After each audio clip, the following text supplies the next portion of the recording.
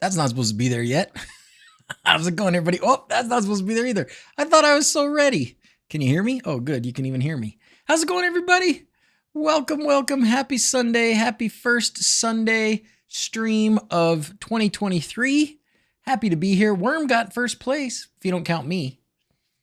I wonder where. Oh. How's it going, everybody? Anyways, Monty, Mike 47, Juan, how's it going? Napa Dad, how you doing? All right.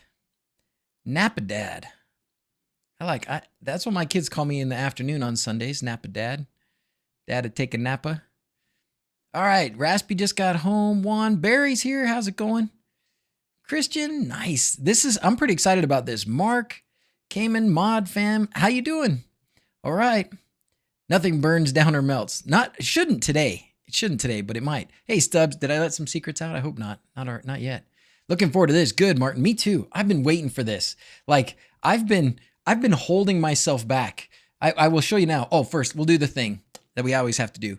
PCBWay, thank you for sponsoring the video. They sponsored all the 12 streams of Christmas. They've just been good to me. Be good to them. I'm going to check the coupon code. There is a coupon code in the description. I need to check it and make sure that it's still active because it's been a while and they may want to update it. But for now, it's still there if you want to use it. They have a lot of stuff. I should probably use them for more things than I do. But anyways, they're great. So thank you, PCBWay, as always.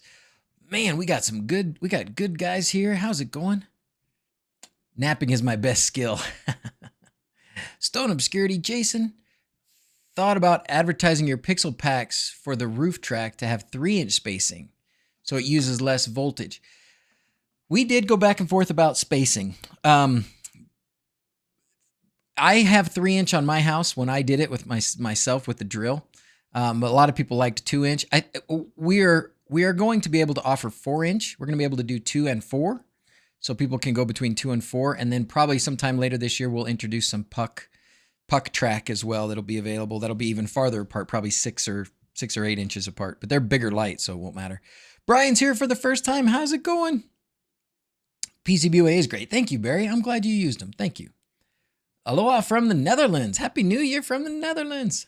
Okay, guys. Well, hey, this today...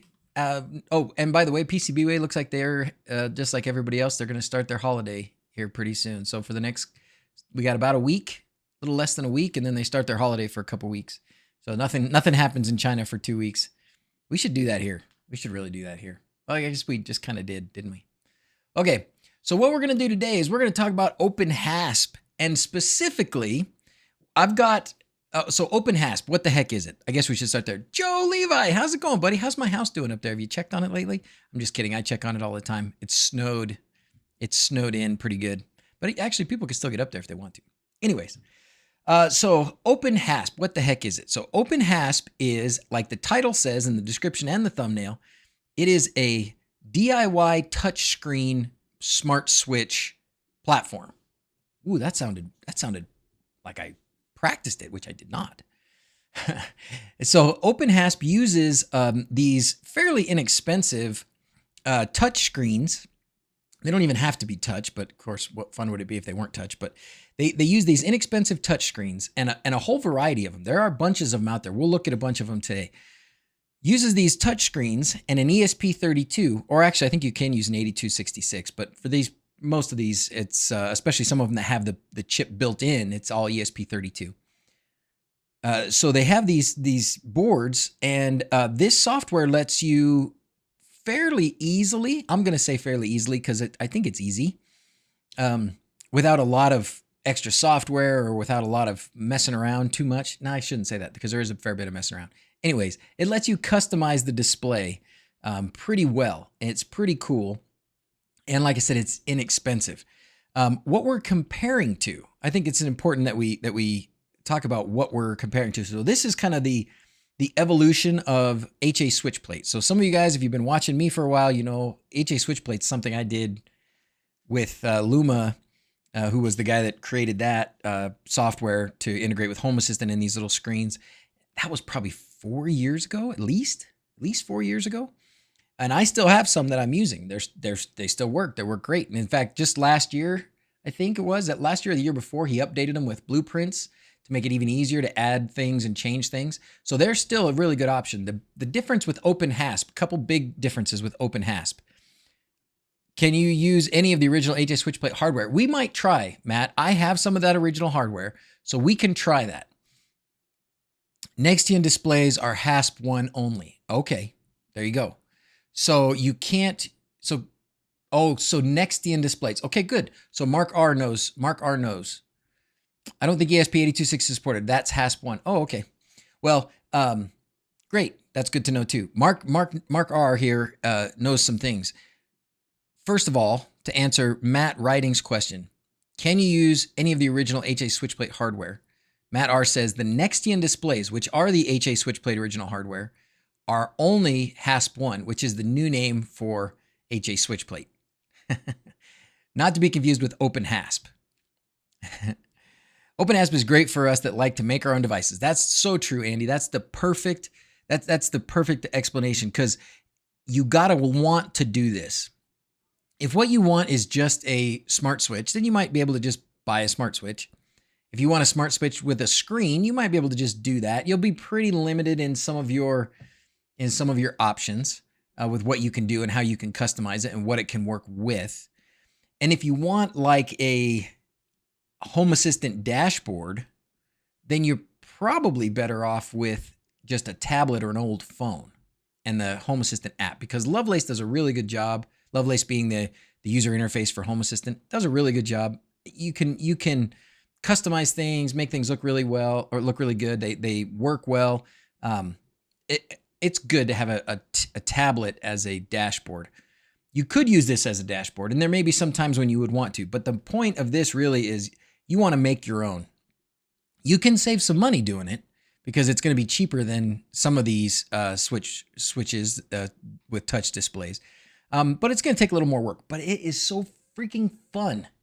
I've been playing with this for at least a week now, maybe more. And I've got several different displays here, and it is so dang fun to play with this. So anyways, I'm excited. So let's talk about what we're going to do today. Now, first of all, the first one we're going to do is this Lanbon L8. So the Lanbon L8 is one of these inexpensive. I mean, that's actually quite inexpensive. And if you look, it's cheaper right now. And I'm going to tell you guys all this. It's cheaper right now to buy these Lanbon L8 switches on Amazon than it is to buy them on AliExpress. So if you're going to get them now. I've been holding myself back from buying more of them just because I don't really need them, but I want to buy more of them. Ooh, any e-paper, e-ink displays. I don't know about that. Can also link or post a description to the openHASP Discord. Oh, absolutely. Absolutely. Now the openHASP Discord, that is, it's still in this unofficial, is that still in the unofficial, because that's where I've been going.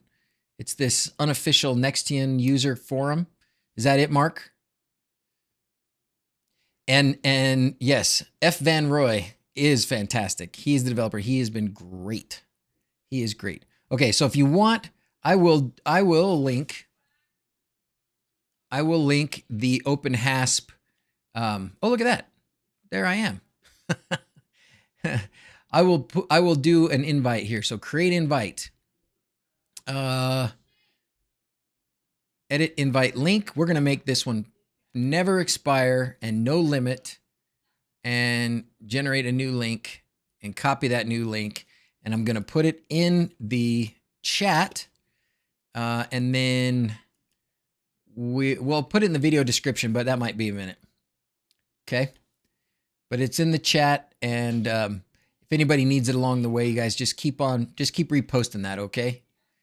You guys can just keep reposting that. If there's one of the mods here, maybe, or admin guys that have some power, can turn that into one of the little fancy commands, so we can pull it back up quickly when we want to. Okay, so back to this. So the very first device that we're going to flash today with openHASP is this Lanbon L8 switch. It's got kind of a smaller display compared to some of the other ones we're going to say. I've got some 7-inch displays we can play with today, but it's got kind of a smaller display. But what makes it great is that it's got relays built in, and it's already got the 110 to whatever, 5 volt. So all you have to do is, you put this in the place of your regular wall switch and bingo. And it's got the ability to switch 3 relays.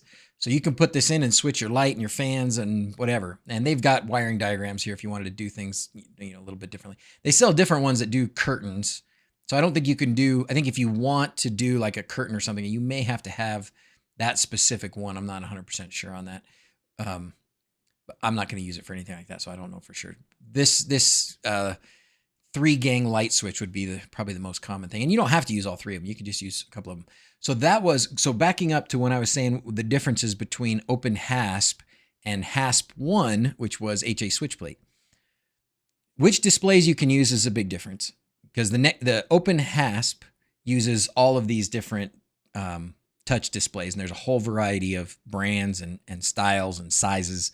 And openHASP and HA switch plate, at the time when Luma made it 4 years ago, in order to make it accessible to most people, he limited the size and I don't know about, I think the displays at the time, I don't even know if there were this many displays, but the displays that he used were those Nextion ones, which they were selling them on the Signoff website. I don't know if they were made by Signoff or there's some kind of partnership there, but whatever. So the hardware that you can use with openHASP is a lot more varied. You have a lot more options with which hardware you can use. You can also resize things a lot easier with HASP1, the older one. If you were going to do a different size display, you basically had to redo your own. I don't even know if it was firmware, but whatever. You had to redo your own graphic interface on their software and upload it to the display and stuff. With openHASP, you do it all just like XY coordinates, and you put the size in, and you do it all in like lines of JSON, which they look scary and they can get a little tedious when you spend a lot of time just trying to tinker it just right, but they are blasted easy. It's just easy. It's just XY coordinates, sizes. There's a list of objects. We'll go through the documentation. You can see all that. They're just great. It's just easy. The other thing that's a big bonus is that openHASP has the ability to affect connected devices. So meaning devices connected directly to the chip on the display. So with HASP1, it was just the display. And if you wanted it to trigger a relay, maybe you could compile your own thing. I don't know if anybody ever did that, but the out-of-the-box version didn't do that. It couldn't trigger a relay, or it couldn't get information from a sensor or things like that. With openHASP, you can trigger relays that are connected to your display, or a whole variety of other things, sensor information, et cetera, buttons and all that.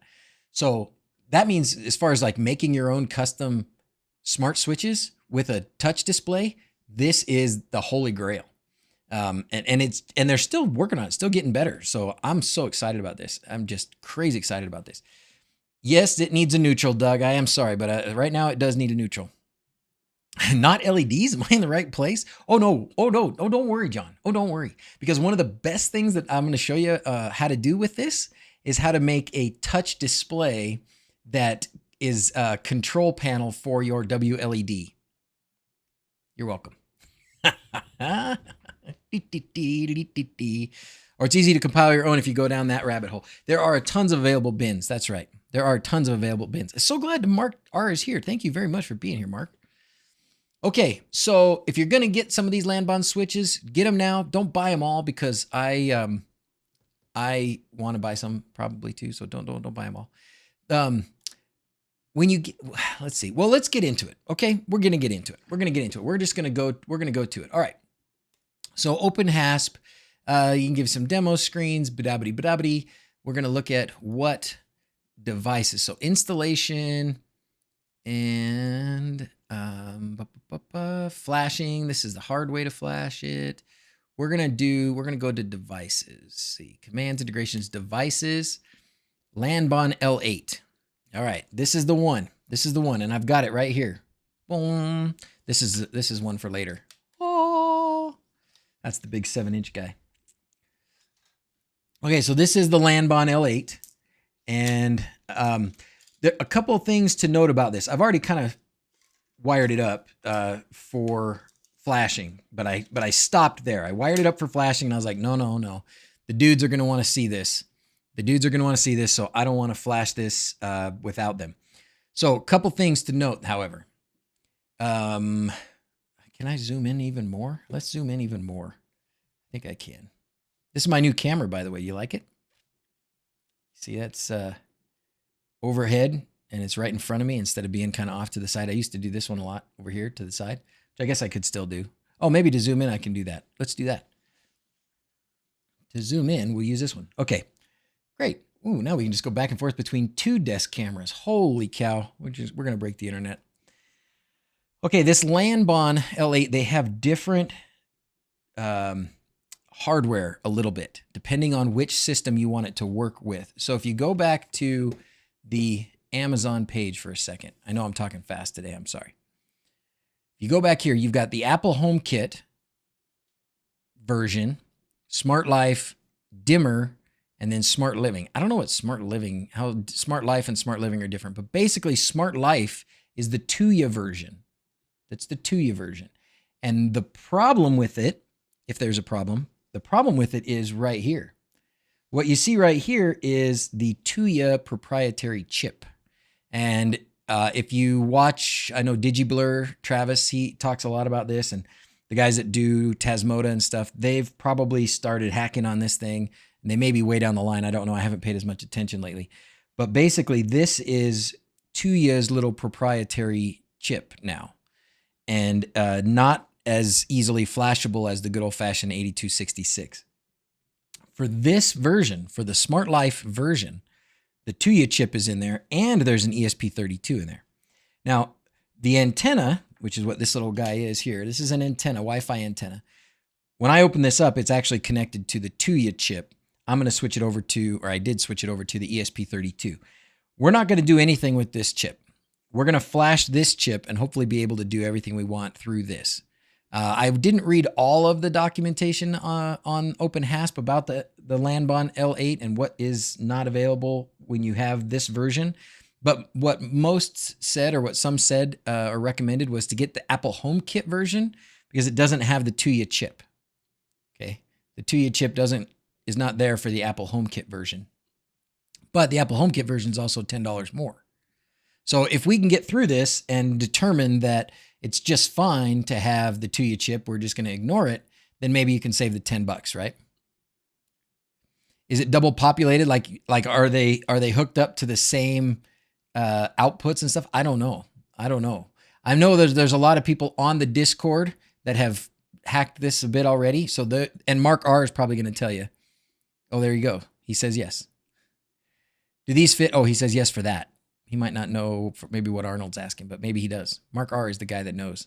Man, I'm so glad you're here, Mark R. Mark R gets stickers for the day. Okay, you ready?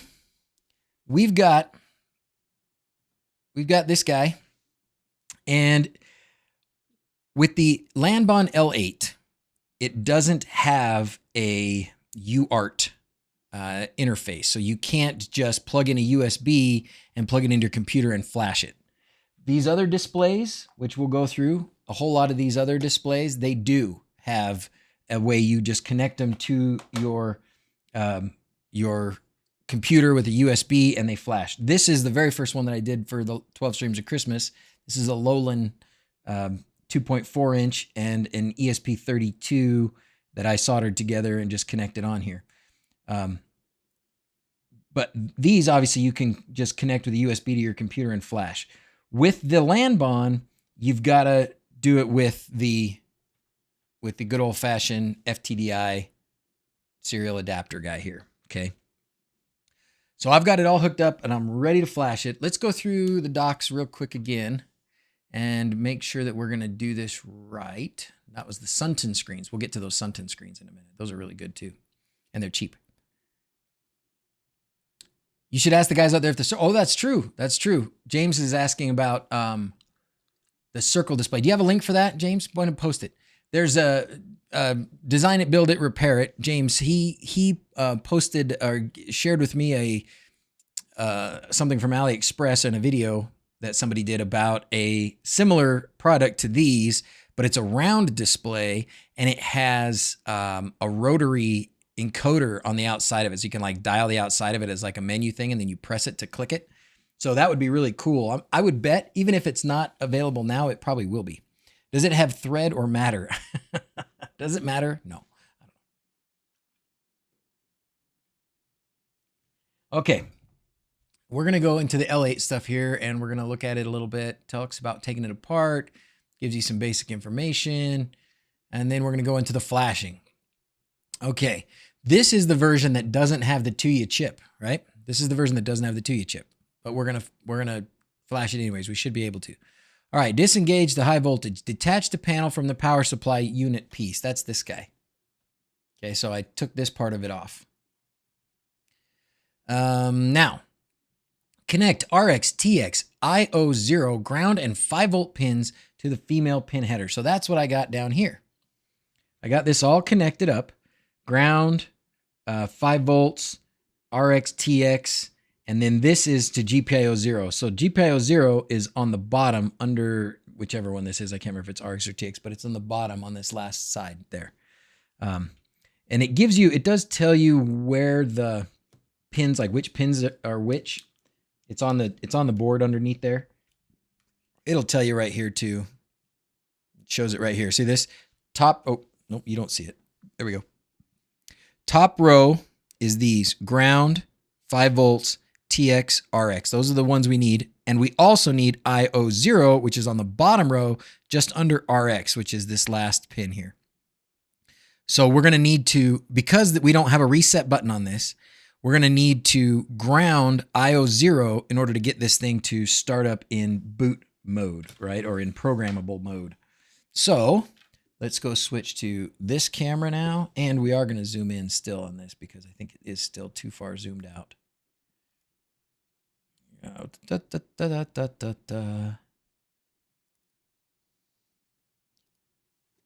it's so painful when this happens. This thing is so massive. My OBS screens always open up like gargantuan. All right. We're going to zoom way in here. Okay, great. That's pretty good. By the way, this camera that I'm using is the Elgato Facecam Pro. It's like a $300 webcam. Pricey, I know. All right. With this thing hooked up, without GPIOs, oh, is it going to keep on refocusing? That's going to be painful, isn't it? Without GPIO 0 hooked up, come on now. Come on. Focus, focus.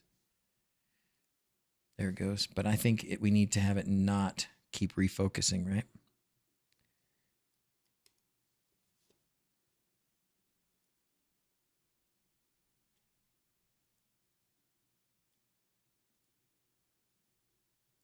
Okay. Okay. There we go. Now it should stay focused. Okay. So here it is. Lanbon L8 connected. Really just the 5 volts and ground is all I need here. And then I'm going to plug this into my computer and you'll see it start up in its kind of native firmware, right? I need a bigger monitor. I have 3. All right. So here we go. It's starting up. And this is going to do the Lanbon. It's going to be a little bit hard to see. Hopefully we can auto. Yeah, good. Look at that. It's doing auto exposure stuff. All right. So it's saying, what do you got here? What kind of device? It's a 3-gang device. Okay. Confirm. Edge lighting. See, it's got, which I think is super cool. And you can change the colors of that as well. So that is on. Okay. Off, on. Skip. So we can set this up, but I'm not going to do a lot of this stuff. So this is basic display parts that it'll do. Okay. You can do more customizing than this. It does actually have like a power monitor and some stuff in there. So it would be really cool to figure out how we're going to be able to use some of these things, but I don't know. It does have some customizable stuff, but do we want this? No. The edge, I don't know what HAWT stands for, Panic Ride.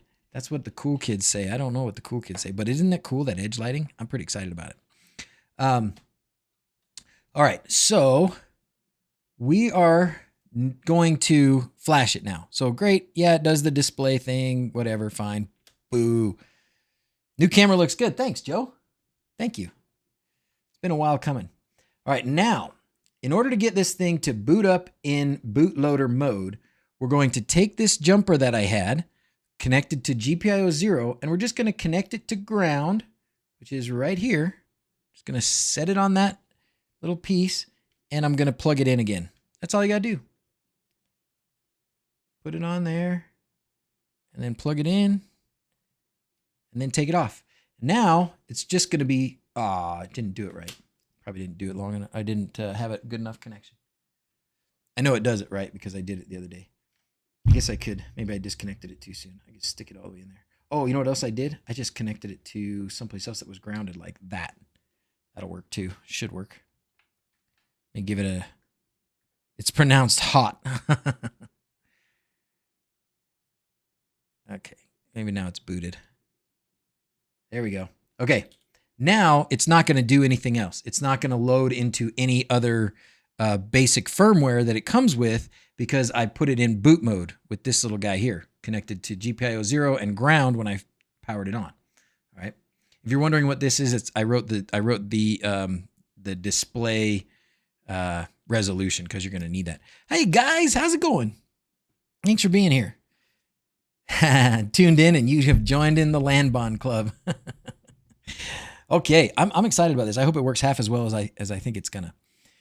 Now, we need to flash it. So it's connected to my computer and it's just sitting there waiting. It's just like, hey, yo, flash me, whatever. Okay. Once the serial connections are made, flash the Lanbon 8. Oops, let me give you this. Once the serial connections are made, flash the Lanbon L8 ESP32 binary like on any other device. Now, if I click that, it's probably going to take me to the place where you download it. And that's not what I want to do. Oh, well, I guess I do. I'm going to use this openHASP web installer. All right. openHASP web installer. And you get this. This is the same that we've seen for wLED and a bunch of ESP home devices. And probably Tasmota is using something like this too now. I don't know. It's been a while since I played with it. But down here, we've got the Lanbon L8. So that's what we need. And it matters because you've got display, which display you have and which touch equipment is it using. All right, so that's the one. Full firmware, Lanbon L8, full 8 megabyte. Yep. And I looked at the switch and, well, I guess they're all L8. That was a different one. 8 megabyte. Okay, I'm not going to hit download. I'm just going to hit install, right? And then USB. Right there. Connect. Failed. All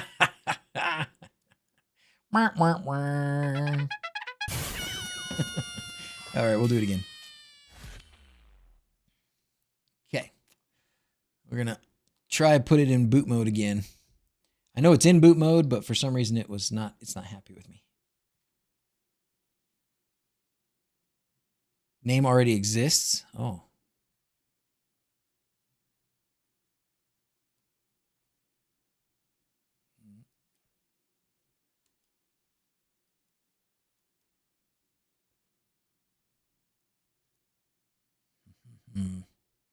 What are you doing? Maybe I need to refresh the page.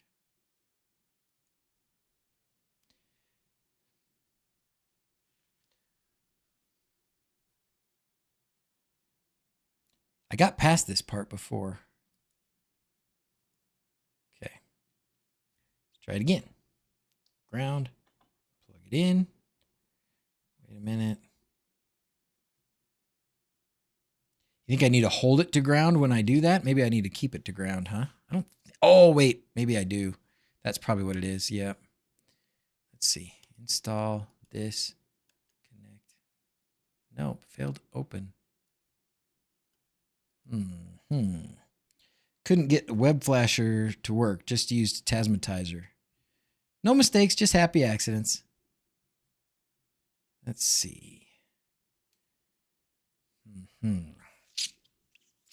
What could be the problem? Well, I guess we can download it and try and upload it with something else.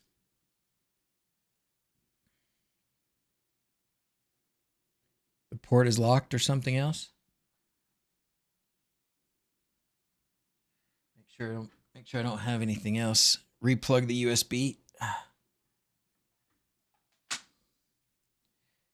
Or another issue ran into, had to use a powered USB hub as the screen draws too much power. Oh, interesting. This one is actually a powered USB hub. So that's good. Or at least we got that part down. Just take out any of these other things we might have interfering here. I'll download this for now. I swear I had this, of course, you know, doing it live.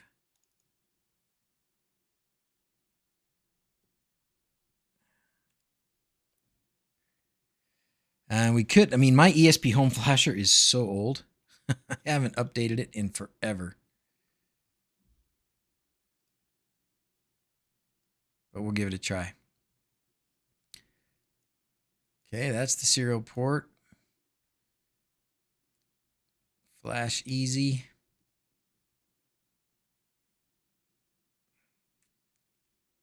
Lanbon L8. Flash. Nope. The heck?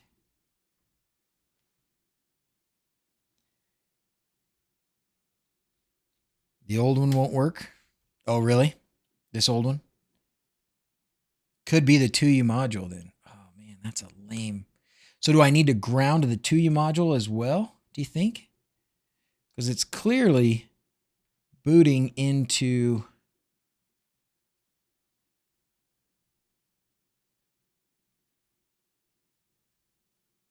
Clearly booting into here. All right, well, let's download the latest and greatest ESP home flasher.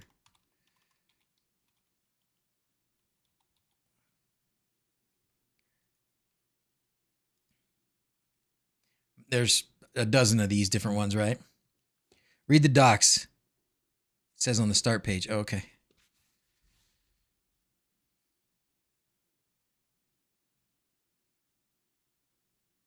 I don't know if it's 64 or 86, whatever.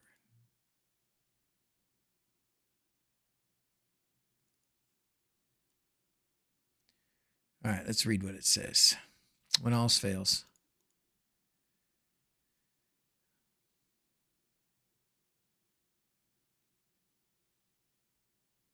Nightly openHASP development zip. When flashing openHASP for the first time, you need to flash it over serial using a full firmware binary file. You need to write the full binary at address 00. The full binary also contains a bootloader and partial scheme needed to properly boot the ESP32. Before starting the flash process, you have to put the ESP in flash mode, which we did. Power on or reset the ESP while it is connected to ground. Start the flash process. The actual procedure to flash the ESP32 depends on the tool used. Click on the tab below to match your tool. ESP Home Flasher cannot flash the openHASP binary. Oh! Use one of the tools listed below.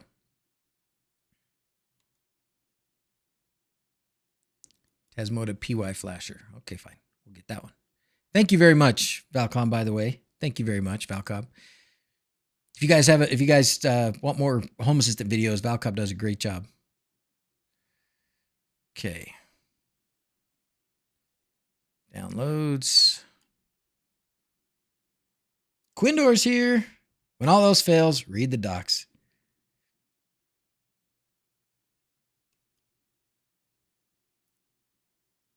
Tasmota Pi Flasher. Ooh. Okay. Auto select first port with expressive device. I think we're going to be on this one. Firmware. We'll go back here. Thank you very much, Valcob and Mark and whoever else has been giving me help. Flash easy. Lanbon open. Okay, I think we're ready.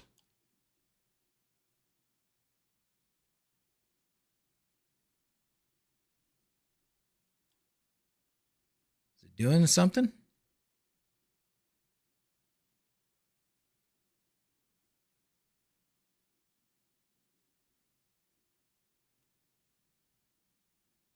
I can't tell if it's doing anything. I'm going to put that over here for a minute. We're going to look at this. The port's locked. Okay. Try it again.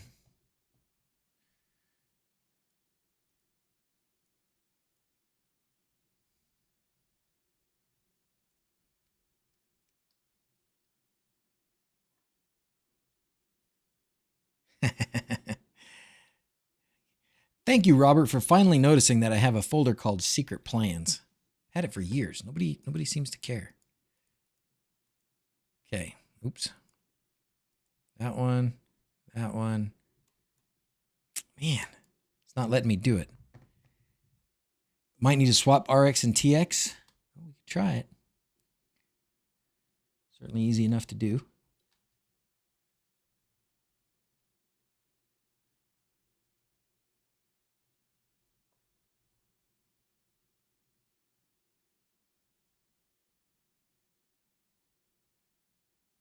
Okay. Ground.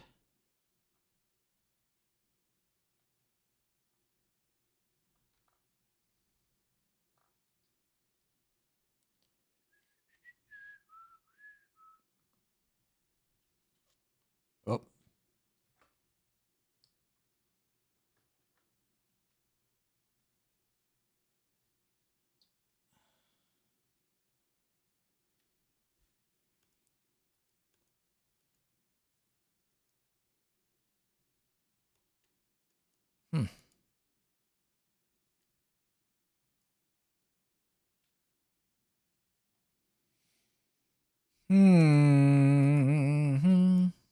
Oops. What's going on? Just skip. I might have to do that. That's too bad. Change the USB port number. How would I do that? Lots of trouble originally with the flashers. A reboot of the machine I was flashed with solved it for me. Potential? Oh boy. Well, I can't reboot the whole machine at this point just because of, you know, problems with stream and stuff. Well, let's go back to this. Let's just see if there's anything else we can get out of this.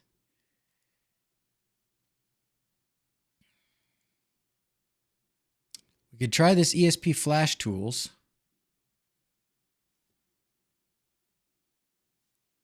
Change the USB port. Oh, you mean put it in a different one? Oh, duh. Okay, yeah, we could try that. We could try that. Problem is this is a hub. And we could try, I mean, what we might have to try, I might have to try and ground the...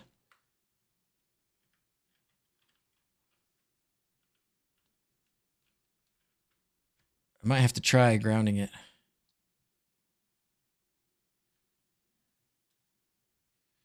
I see what you mean now, Robert. Gotcha. 3 volts or 5 volts? Must use 5 volts. I'm using 5 volts. I'm powering it with 5 volts. My FTDI, so the data little jumper is on 3 volts. Still says 8. Still no go. Wow, I guess I should have tried this. See what I get for waiting to see if anybody wants to watch?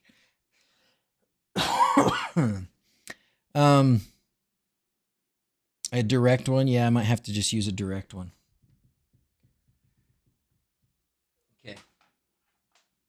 Okay. It's going to be a little more complicated, but we can do this. We can do this. Give me a second. Not enough juice, you think? Did the same and it didn't work. Oh, okay. Well, let's try that. That's an easy thing to try right here. I can switch that to the 5. What's the worst thing that could happen? I think we all know what the worst thing that could happen is.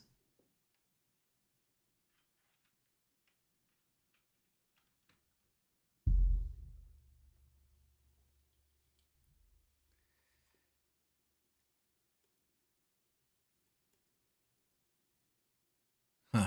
It's only saying COM1. I don't think that's right. Oh, it's working. Except I don't know what COM1 is. I don't think COM1 is this thing. Yeah, that doesn't look good.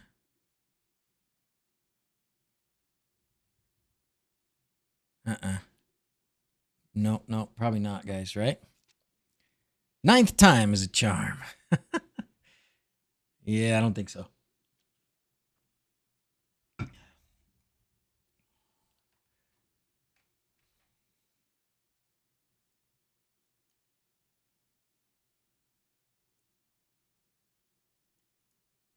All right, let's try again. Where's the refresh on this thing?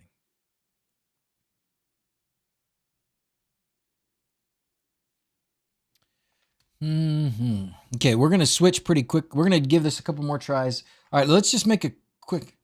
Oh, swap those back maybe. Yeah, you're right. I think I had them right the first time. But maybe by switching it to 5 volts, we'll get her done.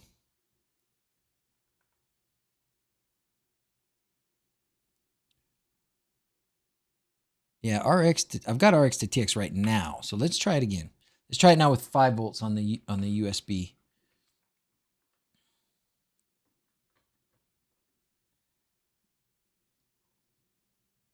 Could be that RX-TX goes to you instead of the ESP32. That could be too. Oh, come on. Now I'm not getting anything. Oh, there it goes. 8. Okay. Nothing.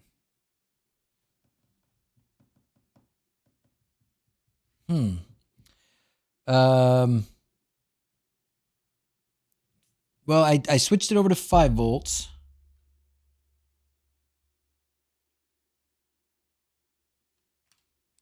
I can try going directly to a USB on the PC. You think I should try that?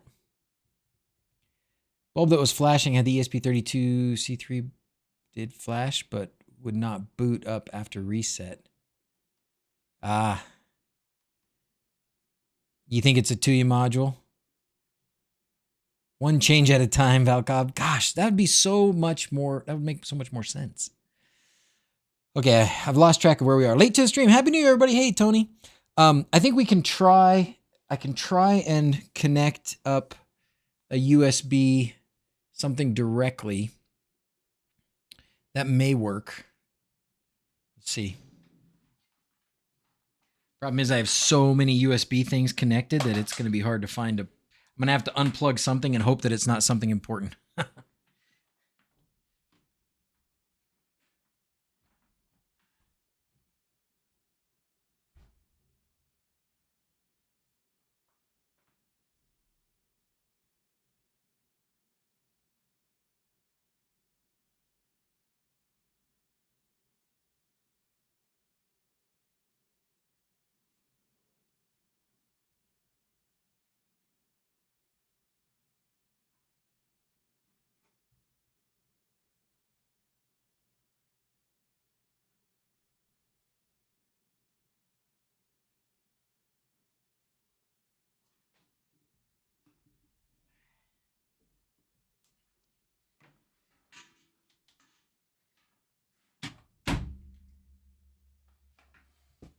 All right, we'll try this, and then we're going to go, so that we can actually get through something, we will go on from here to, what am I running over?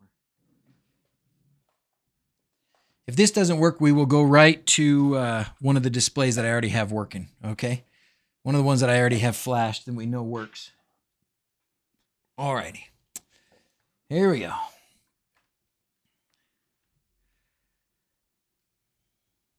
Grounding this.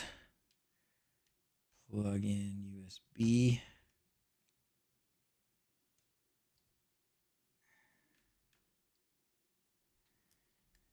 Okay, appears to be in flashing mode.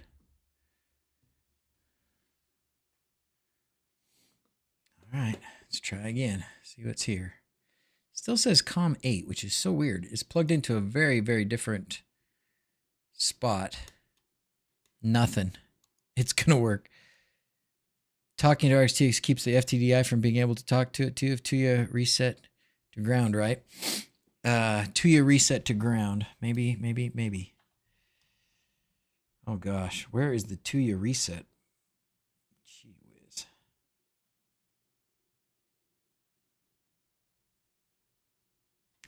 Is there anything else on the docs about this?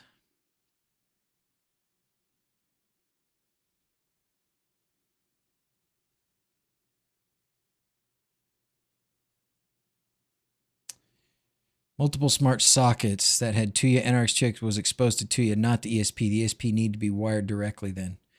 Okay. So, oh, well, we could check that. The thing is, I don't know where is RX and TX on. Oh man. So we can do it like this. Here, I'm going to unplug this guy for a minute.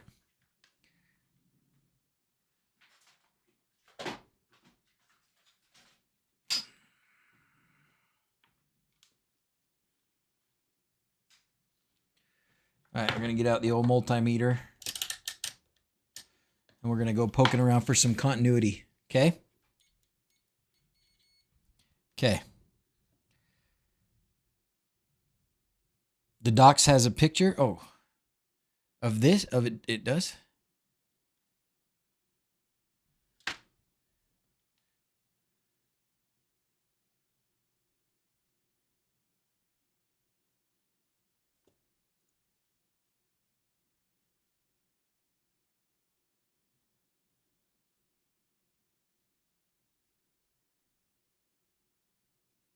Flashing guide from Blackadder.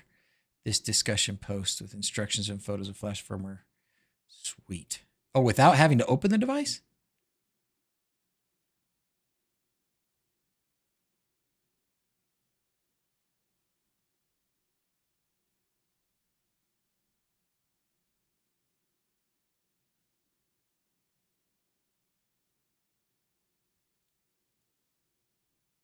I love Blackadder, by the way.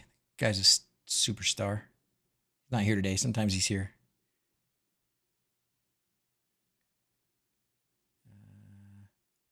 Let's see. Does he have, was that other one a direct link? This flashing guide on Blackadder. This guy just flashes stuff all day long. Solderless Tasmanian HASP Open Hardware Edition. Installing, compiling, touchscreen, other features. Yes. Okay.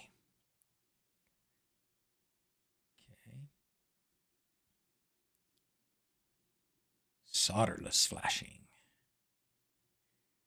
That didn't seem to work. Aha! There it is. That's what we need. Okay, we can do this. We can do this. So the ground and GPIO, do you think those are all the same? Well, I guess we can find out, can't we? Let's do a little bit of this. Let's do a little bit of this. So if that's showing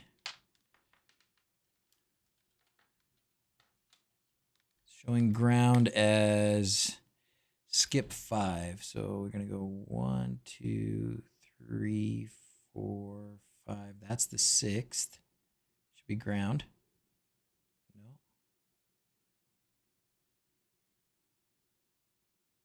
Oh, that's GPIO 0. I'm an idiot. Don't be an idiot. Don't be an idiot. Okay, that's it. Okay, that's it. So that is GPIO 0. So that means I can use this little jumper as GPIO 0. So that's good. I'm sure ground is going to be ground still, but we can double check it. Ground, ground. Yep. And then VCC is here. Should be here.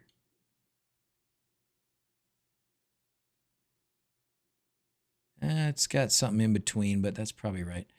Okay, and then TX and RX. Let's just double check.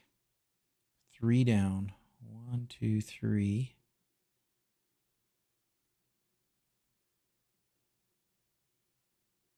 Nope, that's it exactly. So then it's here somewhere.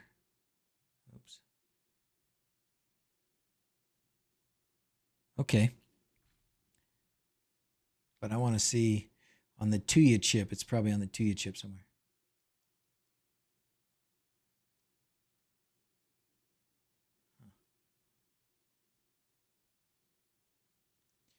Well, it's definitely not. We definitely don't have connection between RX, TX here and here. So, yeah, the 4th and the 5th. Well, I skipped 3. I might have said it differently, but I skipped 3, and that's on the 4th one. But what I'm doing here is verifying that it's not connected to these jumpers, and it's not. It's not. So that means we would need to connect it directly, which we can try and do. I may be dexterous enough. What do you think? You guys think I'm dexterous enough to hold this in the right spot? We can give it a try. What's it going to hurt, right? Because the other option would be to solder a little wire on there, which wouldn't be the end of the world either. Ugh, those are tight. Hernandez Zuniga, thank you very much. I hope this is helpful.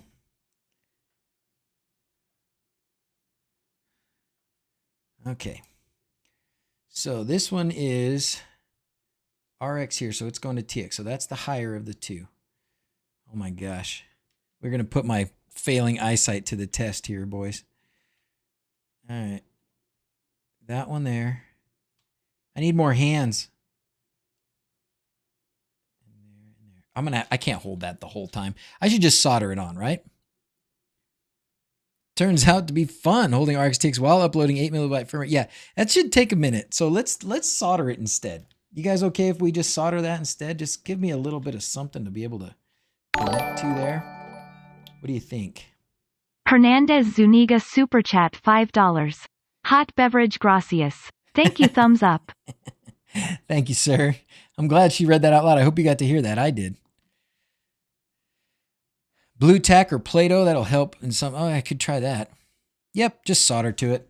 Let's just solder it.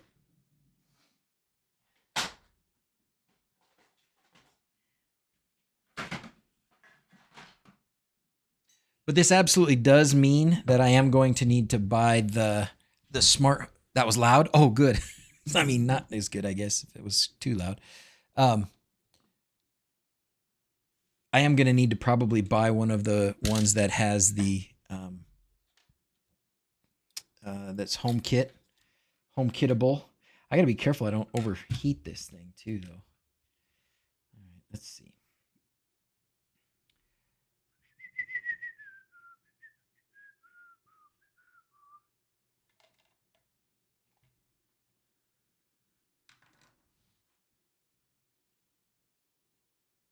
Not very focused. Oh, it's on autofocus.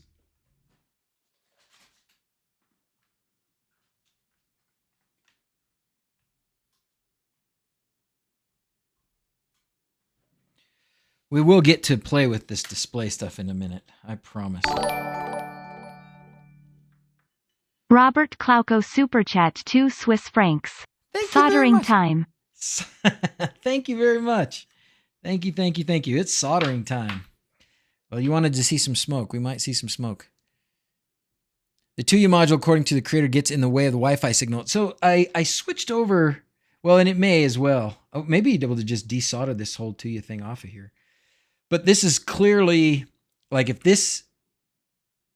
it's going to require all this much work to be able to get this thing to work, then it's probably worth buying the one that doesn't have the 2U chip, which is the Apple one, right? It says the 2U one is a no-go. Oh, no matter what, huh?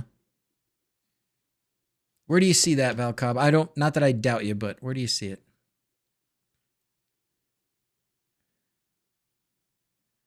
Yeah, $10 more is totally worth it to not have to deal with all this crap, right?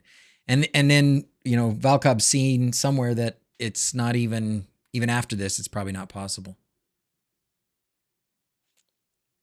¿Qué cosa del demonio está haciendo? What thing of the demon are you doing? Oh, you posted a link?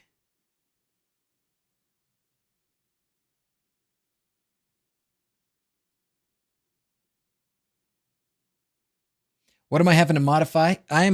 So this little guy right here is a 2U chip. It just warns not to. Okay, well we'll do it anyways, because this, I'm not going to do anything with this anyways. If I don't use it, if I can't get this to work, this is a $50 doorstop anyways.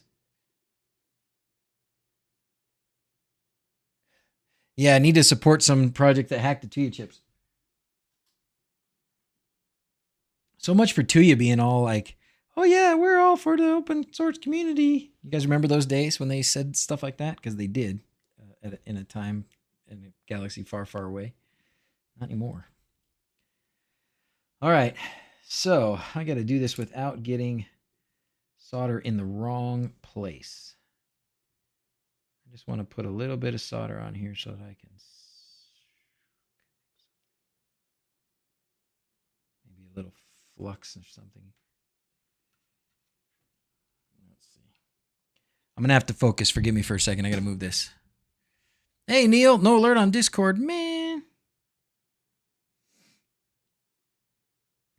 Well, maybe what I can do is just put some solder on the end of this. Yeah.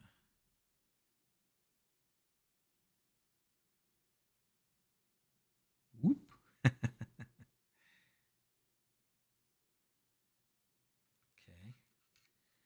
And then I'll just poke this on there and hold it. And just kind of see if I can get it to just melt on there in the right spot. Let's see.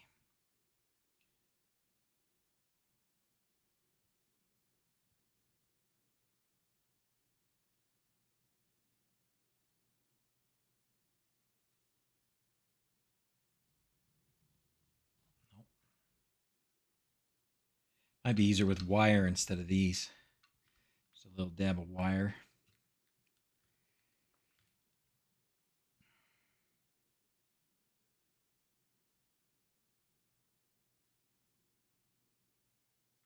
Nope. All right, let's try something else. Woo! Don't drop that soldering iron.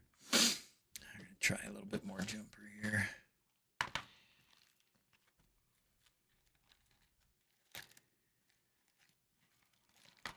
Okay, just got to pick a one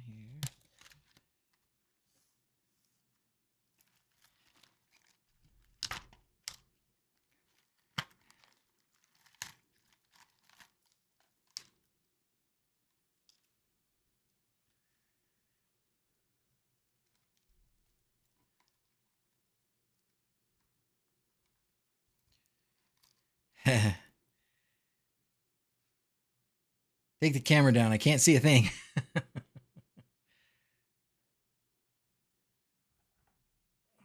see.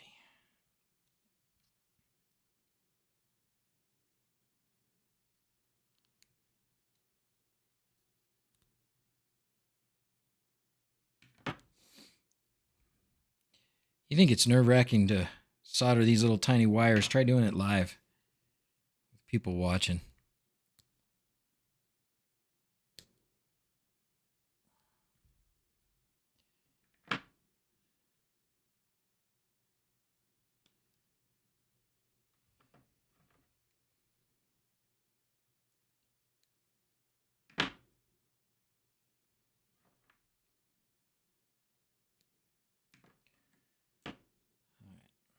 Okay, that's still hot. I'm gonna tin the tips. I know I'm moving my microphone away, so hopefully you guys can still hear something if I'm talking. But I'm not talking right now, I'm focused.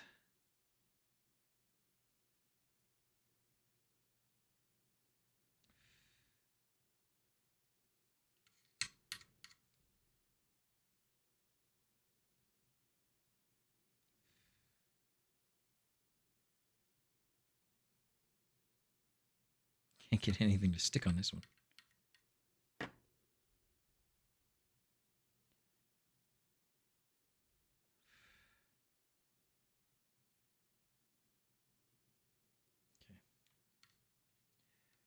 All right.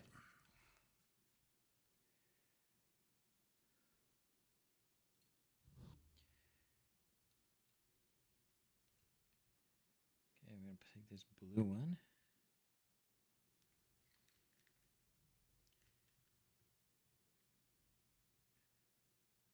Put it right there on number 4.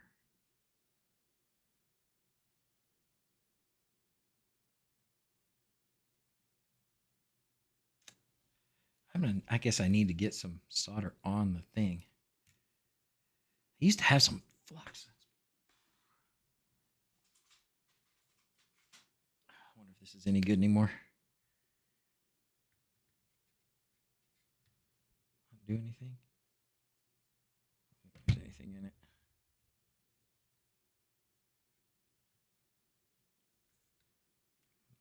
do anything or not. I need to get a little bit of something on here that it'll stick to.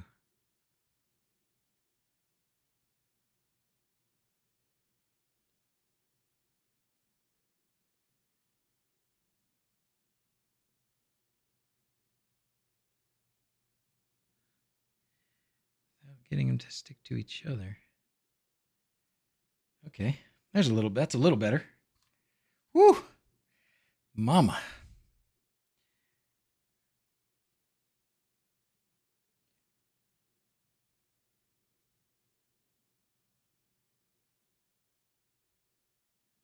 Okay, there's one. Wow.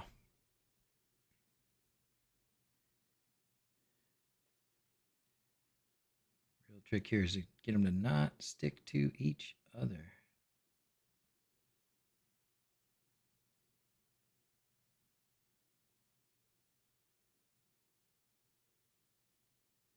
Let's not undo that other one.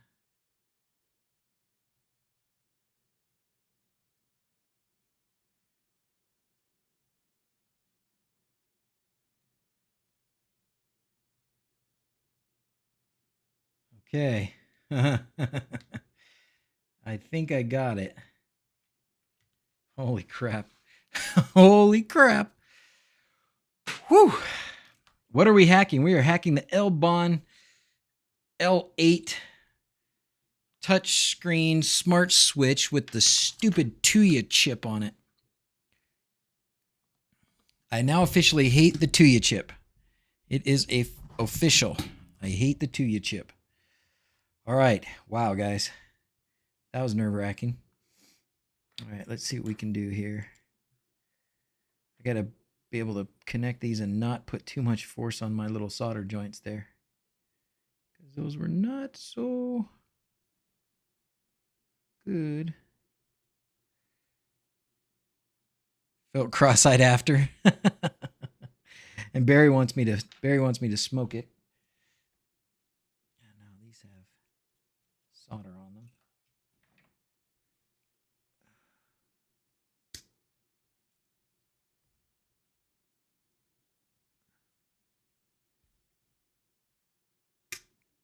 Oh, geez, I got that one pretty short. Okay.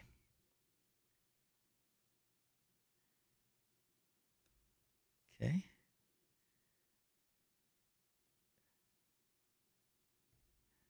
Okay. Yeah. Okay, so there's that one's TX. Let's go back to this picture.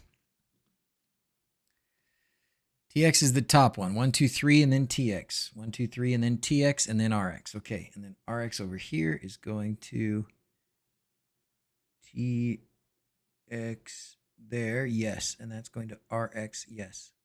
And I'm still got this on 5 volts. So we still okay with that? Put it back to 3 volts. Thank you. Yeah, that's guys is okay. Putting it back to 3 volts. Definitely glad I went with the HomeKit version now. Yeah, no kidding. Thanks. I didn't realize that there would be a difference inside. I should have read it ahead of time. What soldering iron? This is the TS100, I believe. Yeah, this is the TS100, and I love it. It's been life-changing. Okay. Now I'm going to, did I decide? So I can use this because I did determine that GPIO 0, right, was connected to this thing. It's been too long now, I forgot. Move my soldering iron over there so that I don't go to the ER today. It's too nice a day to go to the ER. Okay. 6th one up. I don't really want to have to solder another one on here. Okay, so that is GPIO 0. So we can do the grounding trick. Okay, guys, I think we're ready to try it again at least. Anything else I'm missing? Don't short the flux capacitor.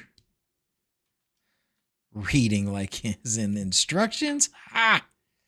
The HomeKit version does not require, well, Trillis, I don't believe so, but obviously I don't have one, so I can't say. All right, here we go.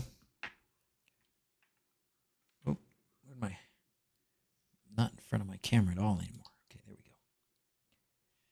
Okay, here it is. Here it comes. Powering it up. Okay, should be in boot mode. Back over here, where are we going to use this Tasmota installer, right? COM8. Got that bin. You guys ready? If you got fingers, cross them. Nothing. Still nothing.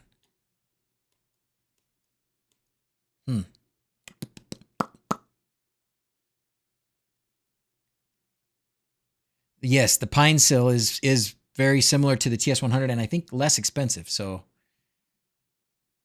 count again. TX is on pin 4. I think it should be. Hold on. Where did the pictures go? TX is right here. 1, 2, 3, TX, and then RX. Is that right, Henrik? I hope you're right. 1, 2, 3. I mean, if I look, it's going to be hard for you guys to zoom in there, I guess. But, I mean, there is 3. It is 1, 2, 3. It's there. And that is going to the RX over here. And this one is going to TX over here. USB serial converter is underpowered. You still think so, Daniel? Oh. Uh-oh. Oh, I'm hitting the wrong button. That's the button I was supposed to hit. The camera just got flashed. Yeah, that'd be about right. That'd be about right.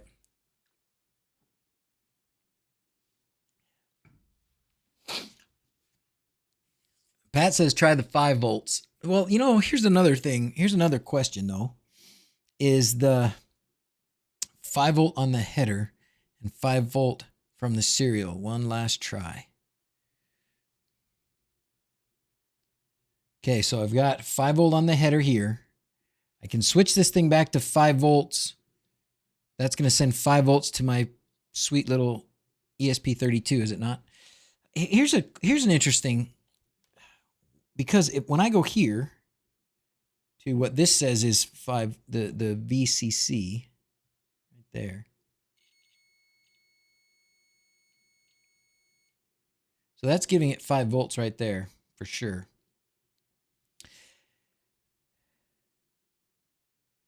Shouldn't be an issue. Okay. Well, it is really the last try. It is really the last try. So we'll do this the last try. Last try of the last tries.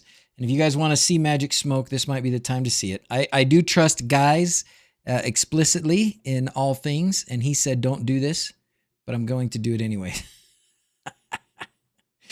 Oh! All right. Here we go. So what I've done is I switched the header here to the 5 volt side. So now the data, these RX and TX are at 5 volts instead of 3 volts.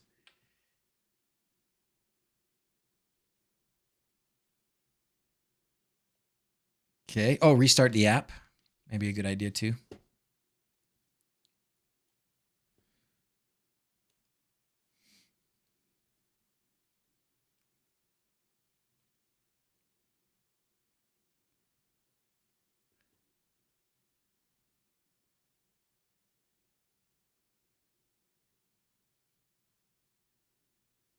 Okay.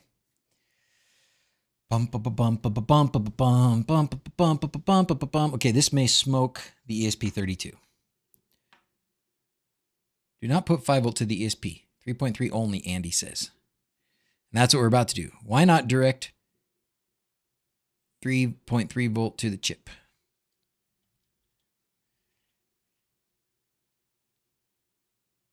If it has a dedicated 5 volt input, just that instead. Please don't power 5 volts on the 3.3 volt rail. Okay, what I'm looking at is, so right now, this is connected to the 5 volt. So if I look at this, okay, that's where that says VCC. That is in continuity to where this says 5 volts. And I didn't do that. That's how it is. I thought we weren't smoking things today.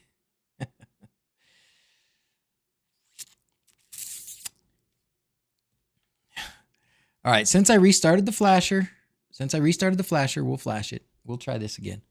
Since I restarted the flasher. Oh, and we'll try and do the dedicated. We're going to do all these things. So we're doing the dedicated USB port on the computer as well.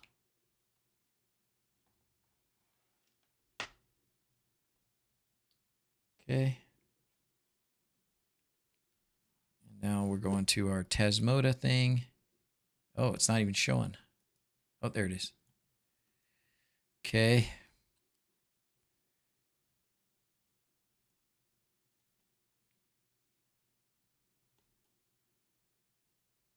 No. Why not verify that your ESP with the terminal program first?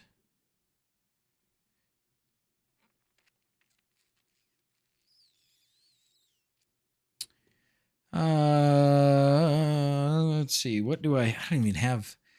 Usually I just use these for their console. I mean, this is a console from the ESP32, so it should show me something. It shows me nothing.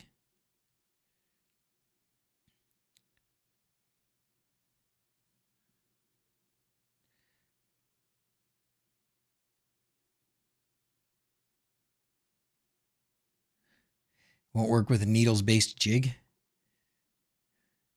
Time to move the Suntun screens. I think Mark's right.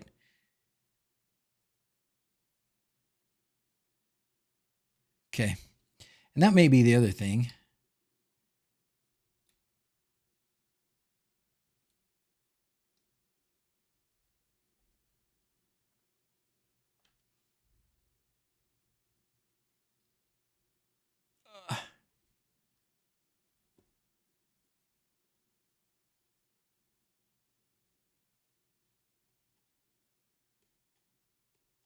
Nothing. Okay. All right. Well, we're done. We're done with this one, guys. Sorry. Dang it. That's really crappy. Don't buy the one that has the Tuya chip. Okay. Don't buy the one that has the Tuya chip. I may try this again on my own time. But for now, bag it. Garbage. Okay. Instead, you want to look at a couple of these others? Let me show you a couple of these others. So I do have several others. So let's look at them, and we're actually going to go through some of the actual software so people can actually see what it actually looks like in actualness. Right? Right. Okay. Rid of this stuff. Rid of this stuff. This one, well, I can show you the first one that I've got. This is the very first one that I did. This one is the ESP32 D1 Mini and a LoLin Display. The display is probably going to cost you about $9, I think it was. Was it 9 or 12? Something like that.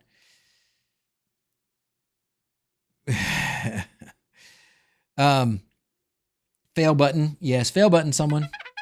There you go. So this one's simple. I will plug it in just to show you what it looks like.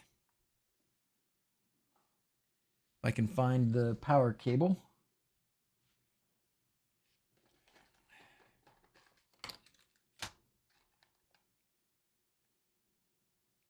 Really?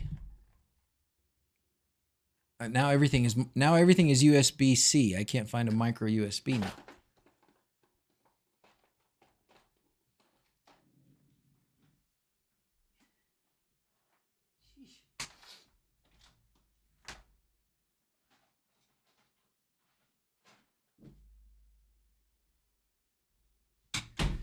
All right. Oh, lightning strike versus the fail. We can do that one too.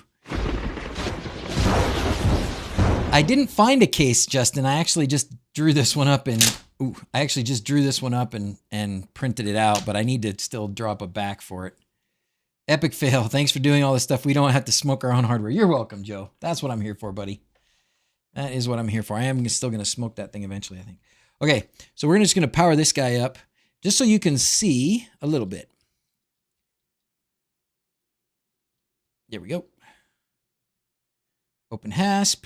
And then what I've got on here right now is actually the beginning, at least, of the beginning of a wLED specific controller. And it just turned on my wLED lights over here. But it's the preset that it's on. The preset thing is not quite working so well. Brightness works. Color changing works. This display, I got to say, and you guys saw me monkeying with this display. This display is not super responsive. Have not been terribly impressed with it. Okay, so now I did the candle preset. You can see it color on my face. All right? So this is controlling wLED. And I think this is one of the primary uses for this thing. I took, for Mark R and the other guys that actually are on the Discord for this openHASP, I took what somebody had done on a little bit different display and just kind of rearranged it for this one. One of the things I do want to change, we can do slide in, we can do speed and intensity, brightness, night light, presets, but color palette is on here and I want to change it to something else. Yeah, the giant 7-inch one is awesome. Yeah, these ones aren't as good. So is this the resistive one? Is that what this is? I didn't pay attention, but yeah, okay. So this is the resistive screen. Not so good. Not so good. You kind of have to have something to touch it with, right? So, but that's that. Bingo. Done. Gonzi. This one has been so far one of my favorites. And I haven't gotten deep into the Suntun ones yet. This little guy here is actually a 3.5 inch. And I don't remember. Oh, this is the WT32 SC01. So this is the SC01. Also has the ESP32 included on it, unlike this LoLin, right? This one you got to buy 2 parts and makes it a lot bigger and kind of bulkier. So get rid of this one. Playlist for the other drop down. Maybe, Joe. I just want effect. But I was looking at something and I think what I'll do is instead of a drop down, I think I'm just going to put leave the preset one on there. But then there's an automation that will pretty easily set a random effect. So I think I'm just going to put a button that just changes it to a random effect. Because what do we do anyways when we're just kind of farting around with the lights and somebody just wants to play with them? Just hit a random effect every time. Just boop, boop, boop, random effect. That might be kind of fun. Okay, so I like this one a lot. It's 3.5 inches, which actually makes it a good size. You know, if you're comparing it to like a plate for your wall or something, it's a good size. It'll fit. This is the 3.5. This is not the Suntun display. This is the SC01. This one's it's like $28 though. This one's like $28. This is kind of pricey. It's the priciest one so far. Oh, I think I touched something and made it reboot. Okay, I was playing around and I put a background on it. I know it doesn't look nearly as good out there as it does here. Okay, so I was playing around and with Home Assistant in this and put a media player on here and got it to work so that so that it will actually display a picture of the song that's playing. So if I play a song, I need to probably turn down the volume so I don't get a copyright strike. So Good Enough will kill me.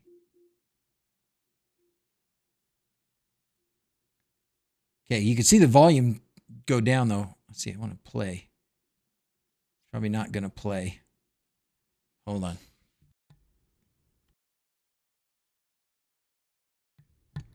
Play Hairband's radio on Pandora. Okay, you guys should not be able to hear this, so hopefully shouldn't get a copyright strike. But then you'll see, look at that, the music popped up, and let's get you over here. Maybe you can see it better. The music popped up, and the album art is there. It's Cinderella Coming Home. Isn't that cool? And then I can turn it up. Yeah, come on, you. I think it's because my box is in the way. There it goes. Oh, it's going to get real loud now. Ah! Okay. Anyways, there it is, right? So that's pretty cool. And that's interacting with a Home Assistant media player. Pretty awesome, right? Okay. So that's like an expensive one though. That's like a $28 one. So now we're going to get into the good and the cheapies. Okay. This is the 7-inch Suntun display. Now these Suntun displays The other camera was better. Sorry. The Suntun displays. Let's Suntun displays. Here we go. Oops. Camera out of the way. Lightning bolts out of the way. Suntun display. So there's a whole bunch of these, and they're all different sizes. Here they are. So they're all different sizes, and you find them on AliExpress. I don't know if there's any place else from copyright strike. I know I'm screwed now. Think of a Signoff NS panel. Lucky Ace. I think the Signoff panel I think uses the Nextian display, so it won't work with this. It would work with the HA switch plate or HASP 1. We talked about that at the beginning. All right, let's look at my orders. These are for another project. That's going to be really fun, but not for now. This is the SC01. So the SC01, $27 for the SC01. This I'm really excited about. We're going to flash this guy in a minute. This is a 2.8-inch Suntun display. So Suntun store right there. So that's the 2.8-inch, which I haven't flashed yet, but we're going to do that. And then this one is the Suntun 7-inch display. So $28 for this one. $28, but it comes with, it comes with the ESP32, and it actually has a whole bunch of like other stuff. It's got like a couple buttons back here. It's got connectors where you can connect other peripherals if you want to.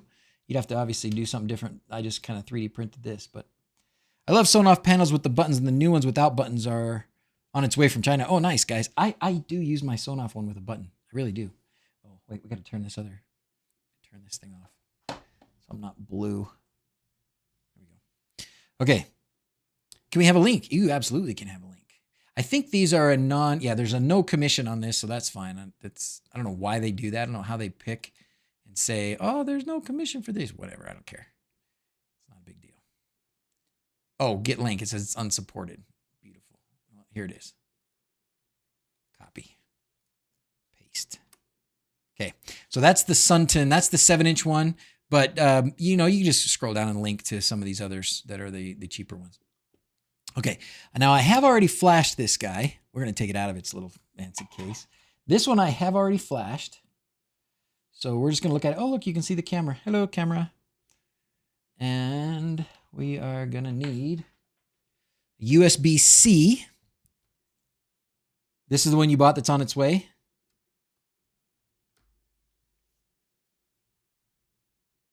Oh, it doesn't like being set on its... Oh my, what are you doing? That's new. I think maybe I messed it up by dropping it or something.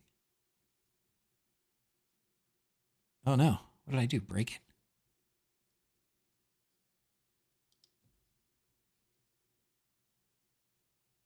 Oh no, it was working. Son of a gun. Wow. I must have broke it. Not enough power, maybe. It certainly looks like it's a not enough power problem, doesn't it?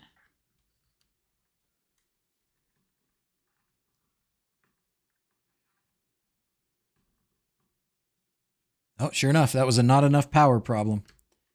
Okay. Well, it's upside down. I need a longer USB-C cable. I need a longer USB-C. I don't know if I've got a longer one right now. I guess I can do...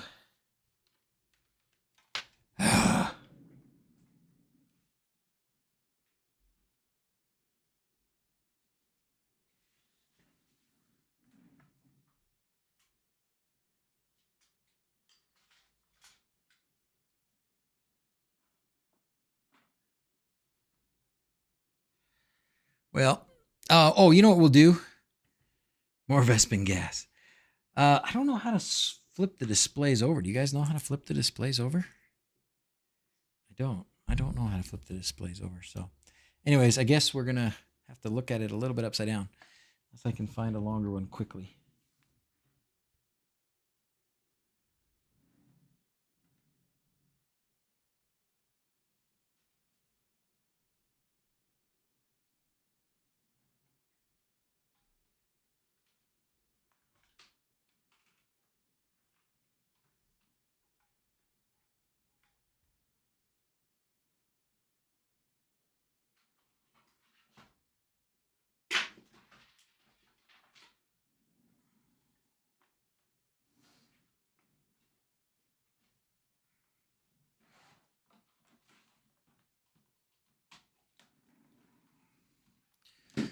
Well, not ideal, but this will work. Let's try. Got any?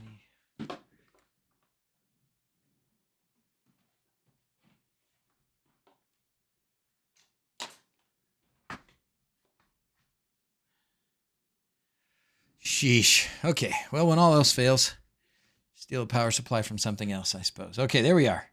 So this is the 7-inch. This is the 7-inch Suntun display. And I was just playing around with some things here. So we're going to get rid of all this. Display rotate currently doesn't work with the Suntun. Darn it. Blueberry muffin Kit Kat. Oh, I don't know what that's about. Okay. All right. So this is it. And I was just playing around here, but now we can go to some of the hardware stuff here. Let's see. I think I had some of these things already ready. Okay, this is it. This is already my config for this one. And I don't have too much on here. So it's got a little label that says the host name. Rotate if you have the latest build of a few days ago from Nightly. Oh, I have the build from a few days ago from Nightly. So do I go, if I go to the main menu, configuration, display settings, yes, rotation, 180 degrees. Actually, I want it to be like this for right now, because that will make it easier for me. So let's do this. Let's see if it'll go 90 degrees. Save settings, restart. Yep, it worked. There it is. Now it's displayed like this. Yay! Okay. Yay! I really like this. I haven't played with this much, but look at this. This screenshot. So you can, if for some reason you're not able to see your display, say you're trying to make changes and your display is not right in front of you, there is a button here for screenshot. So you make some changes and then you hit screenshot and it'll show you the screen. Pretty cool, huh? I think that's pretty cool. This software is so fun. It's so good. Very late. I think I'll say hi and then go and watch from the beginning. Not sure I understood why doctor's putting his head in a tablet.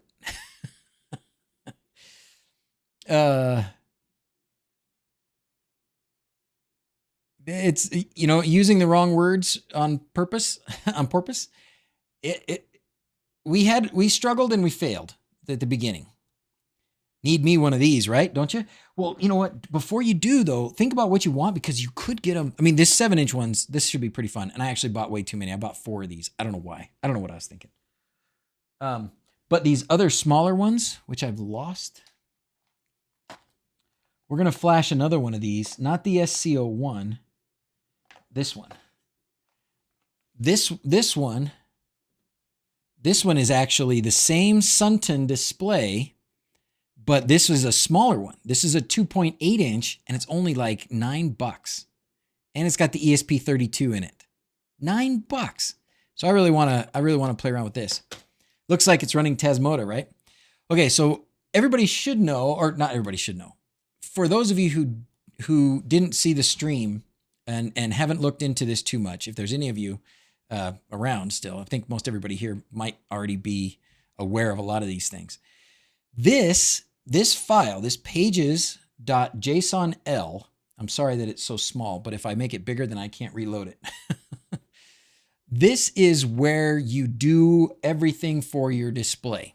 So for example, this part right up here, and this is a better way to display it. This is just because I was copying and pasting examples, but this is JSON, which if you play with Home Assistant should look very familiar. It's very simple. Something in quotes, a colon, something else, and then a comma, and then something in quotes, a colon, the value of whatever you're trying to do here, and then a comma, and just like that inside the curly brackets. And that's one line, and that's one object. So in this case, this here, it says page 1, and then this object is given an ID number on that page, and you're going to need that. Every object on every page needs a unique ID number, especially if you're going to make it do something in Home Assistant. And then the width, this says 240 pixels, I assume. And then what kind of an object is it? The object is called label. And then there's a few things that for text that you can grab. And one of them is host name. And that's what it's doing here. That's why this says 1 Suntun 7. Because that's what I just called this device, 1 Suntun 7. So I could keep track of them. Now, back on this page, this next part, let's look at what this part is. So this is also on page 1. The ID number is 33. It can be anything, whatever, as long as you don't have more than one. Still substituting the lowercase l for the digit 1. Oh, mine's the digit 1 this time.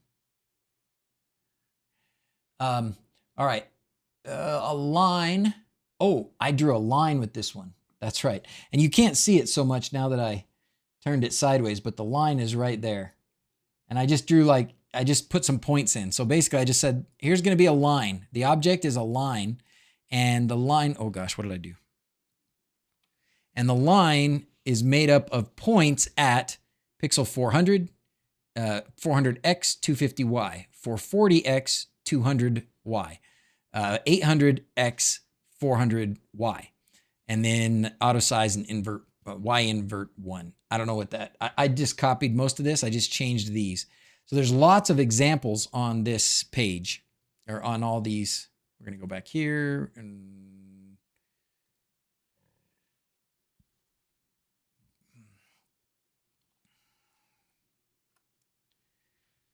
lots of good examples in here.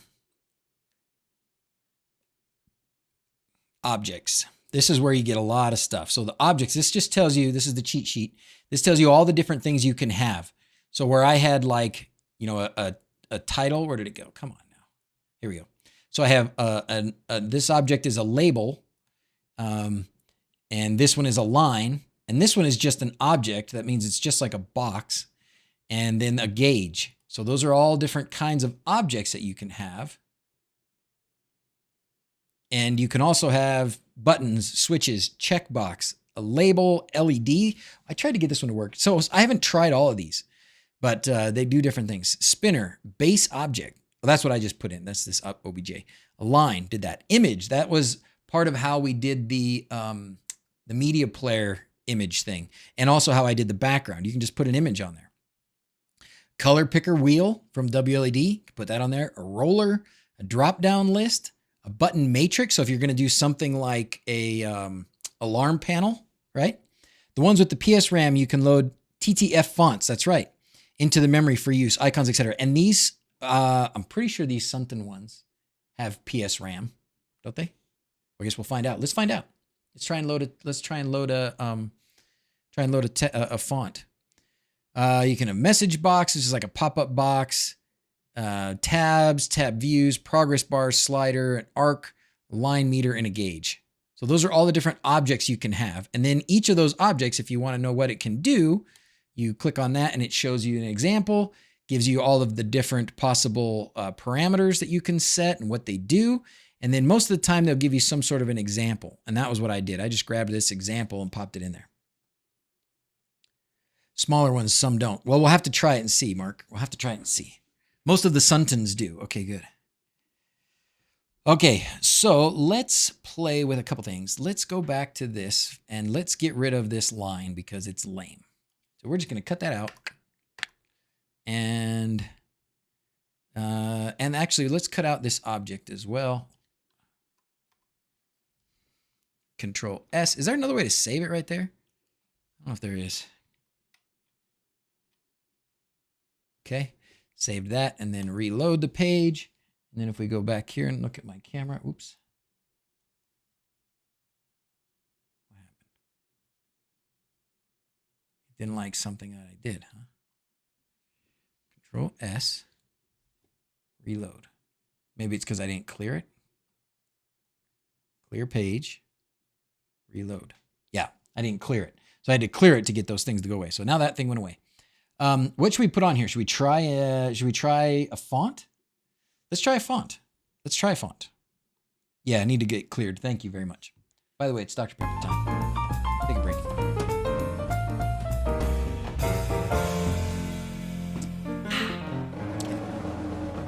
So let's put on here an image. Oh, no, sorry, a font. Let's do a font. Okay. we're going to have to read this because I have not read it. So we're going to go here and we're going to search for true type font.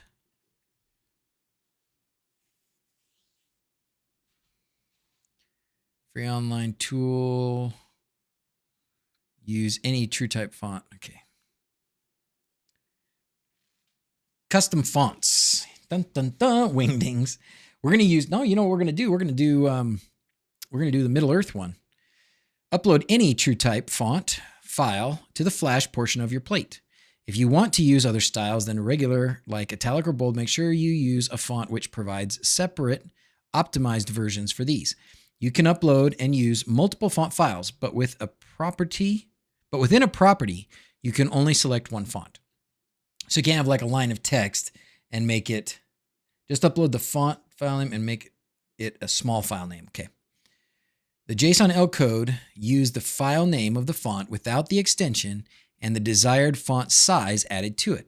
So for example, to have a text rendered in Arial 20px, you upload arial.ttf to the plate and use text font Arial. Oh, so Arial and then 20 is the size, or command from the command line, which I think is super cool. You can do these things with the command line too. And this is where you're putting it. Plate or page 1, button 2, text font equals Arial 20. So with that, you can do like through MQTT. So even though right now this is still like you get on here and do it, I think there is the potential because you can send all these commands. Well, I think all of them, at least if not all of them, most of them, you can send them all through MQTT. That means we can set it up so that similar to what Luma did with HASP1, you can have automations or blueprints that will send commands to the display and update it and change it with a menu in Home Assistant, like an automation. That's what Luma did with HASP1, and it worked really well. So that potential is here. Now, this is, so it has Van Roy, did he do all this, Mark? So all these documents, like he wrote all this? He spent all the time to write all this? The man is a saint. The man is a saint. Let's all buy him a coffee. See, I buy me a coffee thing here. There's a buy me a coffee thing on here. Find it and somebody post the link, and I will do it before we finish. Okay. Oh, there's icons. Okay, so let's do the custom fonts thing. All right, custom fonts. We're gonna do it. How do you upload something? Right here. You do it in this file page, whatever it's called.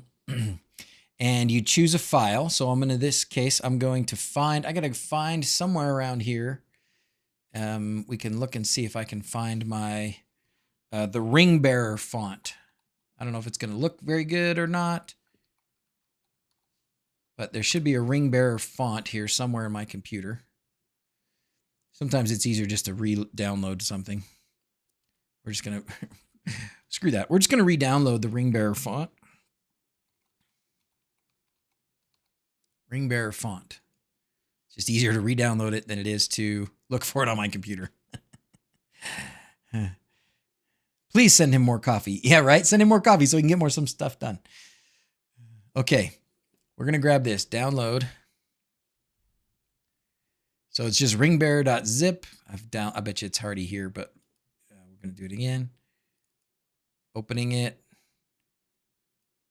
And this is all we need, right? Ring M TTF. This is all we need. Extract. Put it in the downloads. Okay, so we can just find it. Great. Now we'll go here. Choose a file. And downloads. Should be right here at the top. It's not. It just gets that.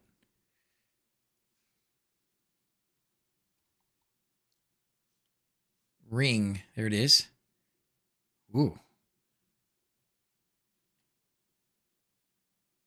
Wait a minute. Where'd it go? Why does it want to open it? Don't open it. I don't want you to open it. I want to find it.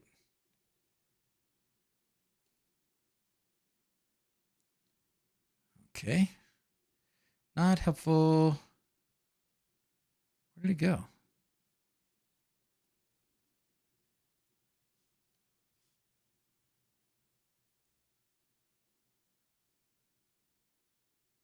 Did I not extract it? Did I miss something here?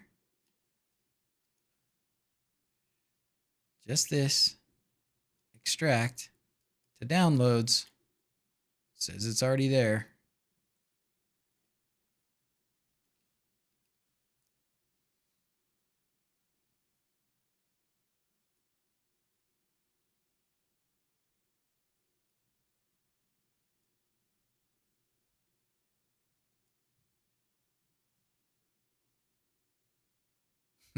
Why is it not there? This is not supposed to be the hard part. Added date added column. Okay.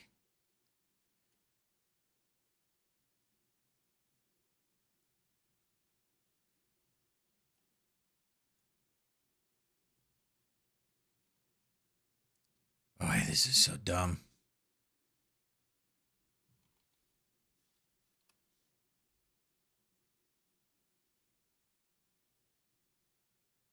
Why is it not there?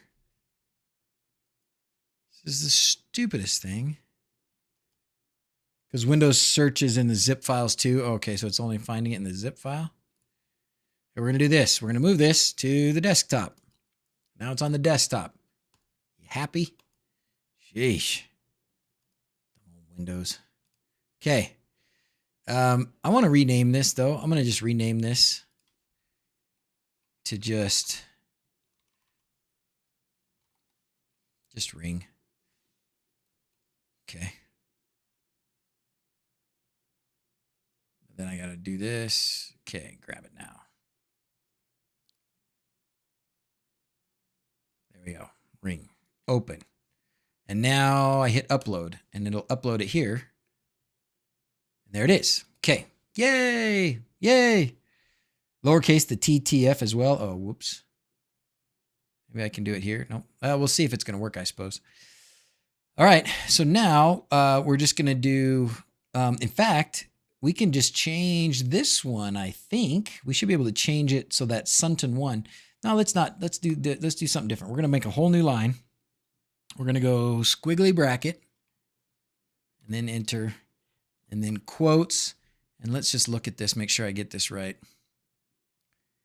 Shouldn't be anything big. It should just be text.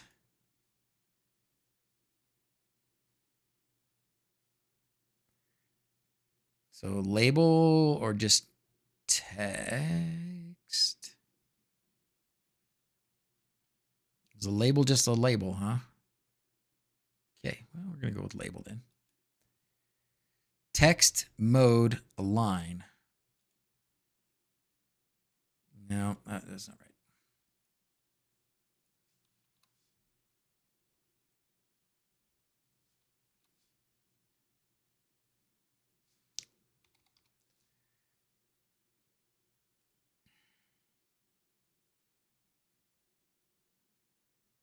Whoa. This is different. Okay, here it is. This is what we want. We just do this.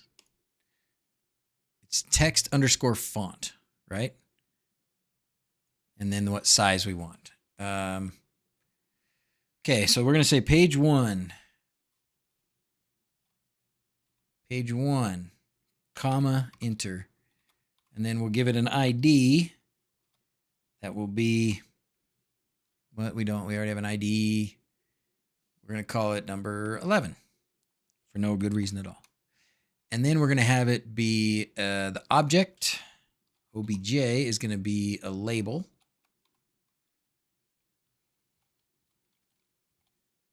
All right. And then the text is going to be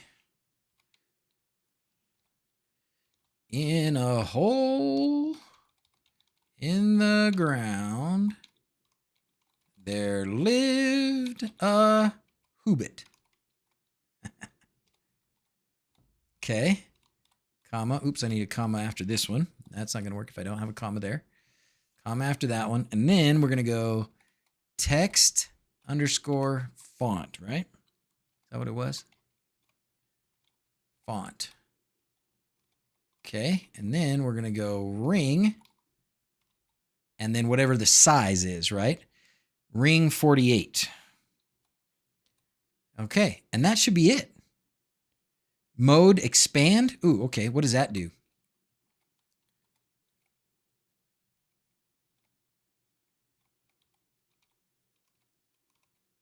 Mode expand. And need an X and a Y. Okay. And is it just X? We want it to go, so we're 800 on here, so we're going to go down to 400. Oh, I keep forgetting my commas. Don't forget your commas. Right? To worry about setting a height and a width. Oh, okay. Oopsies. X there. Y. Oh, wait, I think I did the Y. I think I did that wrong.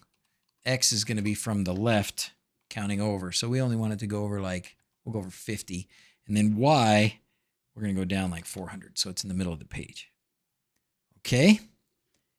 And that should do it. Do you guys see anything wrong with that? I know it's hard to see. Y equals 0.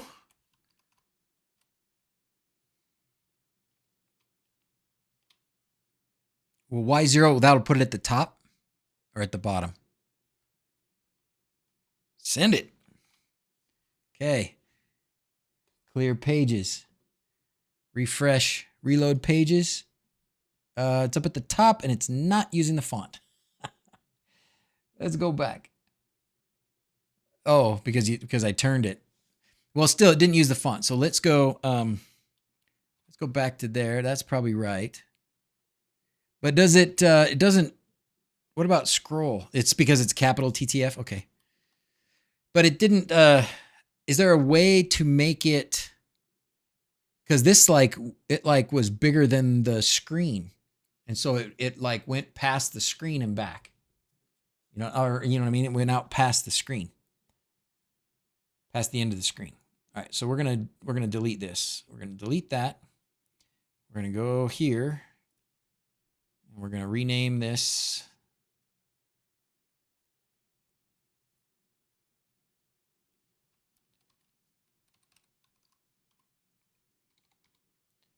TF, and now we're going to upload it again, this time without capital TTF. Okay, upload that. Okay, and now we're going to save it, we're going to clear it, and we're going to reload it. Yes! And there it is. It didn't go there and back again. Lots of ways to do it. Just get font working first. Got it. Can set a height and a width and do scroll. Oh. Where's the page for this? Where's the page for the instructions on this guy? Is it just under, it's probably just under label, right? Isn't that what we decided this was? I got to have more of these windows open. We're going to be doing this for the streams for the next bit. Because we're already getting, are we past our time? No, we're getting close to our time. But I'm so excited about these. I want to keep on going. Objects. I'm going to be doing these for a long time. 48 is enormous. All right, label. Okay, here we go. Here's some things you do. Node string, crop. Okay, expand the object size to the text size. Break to keep the object width. Break the two long lines and expand the object height. Keep the size and write dots at the end if it's too long. Keep the size and roll the text back and forth. Keep the size and roll the text circularly. Ooh, I like that. Keep the size and crop the text out of it. No, I definitely want to do loop. Let's go do loop. So instead of expand, wait, was that mode or was that something else? Align. No. Mode. Yeah, mode. Okay, so mode, instead of expand, I'm going to do loop. Oh, you guys can't see any of that because I was here? Sorry. That's an enormous screen. It is. Yeah, I know. Is the max there yet? No, Marshmallow, but it's on its way.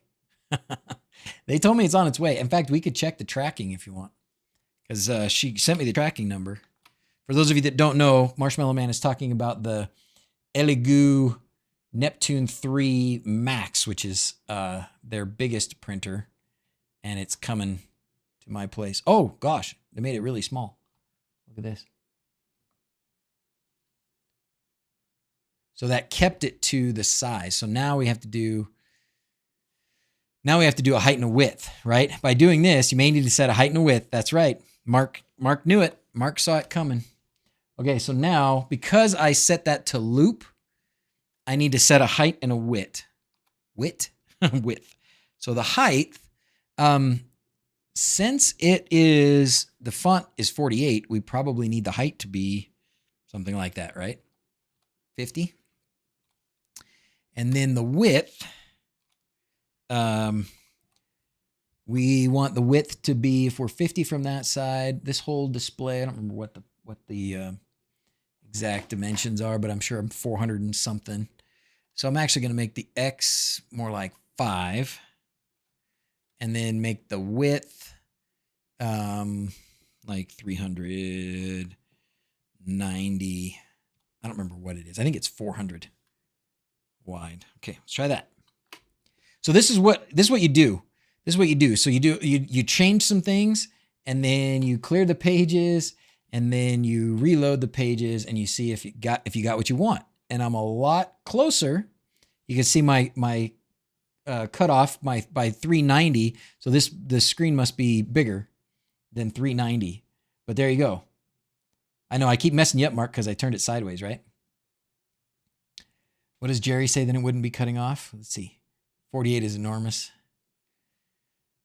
And that's why I wrote down here somewhere, and then I lost it, but I wrote down here somewhere the sizes of all of these. Because I wanted to make sure that I think the way to do this is probably like grab a piece of graph paper or something and kind of lay it out, right? So that you can get it right more or less the first time, or at least know what your actual dimensions are, know what your pixels are. I'm pretty sure if we go look at this is what I did to find it anyways. If we go look at this is the 7-inch display, right? So it's 800 by 480. See that? So it's 800 by 480. So because of the way I've got this arranged, I've got 480 pixels this way to mess with, and I've got 800 pixels this way to mess with. And then I need to go from there. Use the Photoshop program to lay out themes. That's a brilliant way to do it. Okay. So what else should we do real quick? We got a few minutes. Okay. So that was fun. What else? We uploaded the font. Oh, let's do an image. We definitely need to do an image, right? In the hole in the ground, there lived a hobbit. But because that's 480, I'm going to go 5 from the edge. So I'm going to make it out to, say I'm already 5 in. So then I want it to just be 470. And then it will end at 475. See what I'm doing there? I changed this to 470. And then Control S. Is there another way to save it? I just always do Control S. And then clear, and then reload, and now it goes all the way to the end. Yay! Note for later, your computer was not talking to the FTDI. That's why the web install and ESP Home Flasher said could not open port. That's not a problem with the Lanbon. Okay. It could be. I mean, that FTDI has served me faithfully for a long time, but it doesn't mean it's still working. But I thank you, Don. That's good to know so I don't beat my head against the wall too hard when I'm by myself. All right, let's load an image. Let's load an image. Okay, back to this. I love this. This is the way to do this is to go to these objects page and the cheat sheet and then start tinkering around with what you want. Probably the right thing to do though really is to lay it out ahead of time, because I thought about this and I sat and played with this and then I thought, I should probably actually lay out what I want and then put it on the screen instead of just putting stuff on the screen and screwing around. Because next thing you know, you spend 3 hours and you don't have anything but a bunch of nonsense on the screen. So probably the best thing to do is actually to know what you want, lay it out ahead of time, and then go through the process of putting it on here. So, okay, 2 things we're going to do. These are the 2 last things we're going to do. One of them, if you make the width wider than what's available, would it scroll end to end off screen to off screen. I think so. But I don't know. I really like it. Okay. We're going to do two things. One, we're going to upload and display an image because I think that's cool. The next, how good is the touch on those screens? We're going to try it. Yes. I'm a chicken.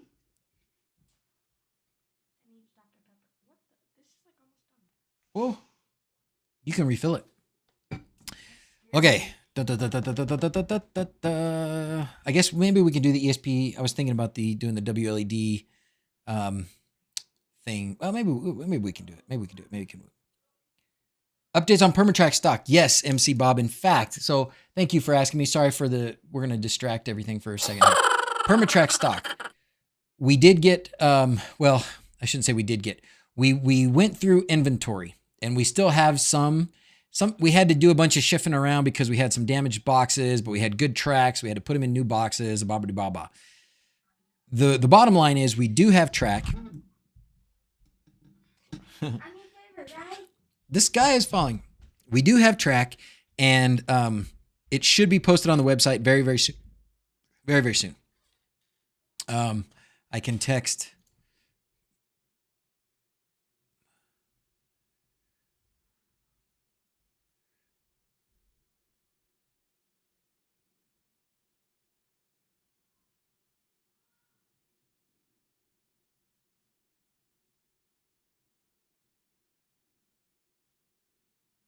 Okay. Maybe I'll get an answer soon about when exactly, but it should be very, very soon. That was random. Which part? The part about my daughter coming in. Okay, let's do an image. Okay. We're going to go to image. All right. Source, the name of the image file. So you have to upload the image file just like we uploaded the font file. Auto size, automatically set the size of the image object to the image source. So if you upload an image that's 200 by 200 pixels and you turn this on, then it will set it to 200 by 200 pixels, the size of the object. Okay. Offset X, shift the picture horizontally relative to the image object, shift the picture vertically relative to the image object. Why would you want to do that, I wonder? Any plans for spotless diffusers for them? For which, John? For these displays? Or are you talking about for something else? You're talking about PermaTrack. I don't know. I'm confused all of a sudden. That's what happens after I stream for a couple hours. My brain gets a little fried, especially when there's one that's been where I've been this active. I've been active. Okay, what else can we do? Zoom. A larger value enlarges the image. Oh, and then 0 is 256. So that if you go smaller than 256, then the image gets smaller. If you go higher, then it gets higher. PermaTrack. Oh, diffusers for PermaTrack. Well, no, I don't think so. But because the pixels kind of have a little diffuser on them. So no, we're not probably going to do diffusers for that on top of it. So it says, so Mike says that we will have the PermaTrack posted for sale today. And I believe we're going to do a discount because we're trying to move out sort of the last of last year stuff. And since it's after the season, to try and motivate everybody to buy it. So, but yeah, sorry, I don't think we're going to do diffusers on there. Okay, we could rotate the image, pivot point of the rotation, pivot point of the rotation by default centered. Oh, the X and the Y pivot, if you wanted to pivot it. X and Y. Huh, that's interesting. Anti-alias, the quality of the angle and zoom transformation. With enabled anti-aliasing, the transformation has a higher quality, but they are slower. So it'll be harder to load up the image. Okay, well, let's load up an image, right? Let's load up an image. So we're going to go back to this. We're going to go to choose a file. And we're going to just go through and look at all of my like Steam Deck or, streams images stuff here. So we're going to do this. We're going to upload an image here. We're going to upload the Aidendale Shire logo. Great. Oh gosh, it's going to be long. I should have probably changed the name. Yep. Nope. Sorry. We're not going to do that. I don't know why. Maybe Mark can tell us. Oh, there's Van Roy. Hey, we're going to do your buy a coffee here in just a second. I'm sorry you're late too. I should have given you a warning and told you I was going to talk about this. I can tell you this I would expect for the next month or two, there's going to be a lot of my streams are going to be about this a lot because I'm excited about it and I'm playing with it like crazy in my free time, whatever that is. So I will try and keep you posted too, Mr. Van Roy. Thank you very much for what you've done. You've done an amazing, amazing thing here. We love it. All right. I was going to go to this and Stream Deck, and then I wanted to rename that. Why is that? Why do I need to rename it? We want the name to be kind of something smaller? Is that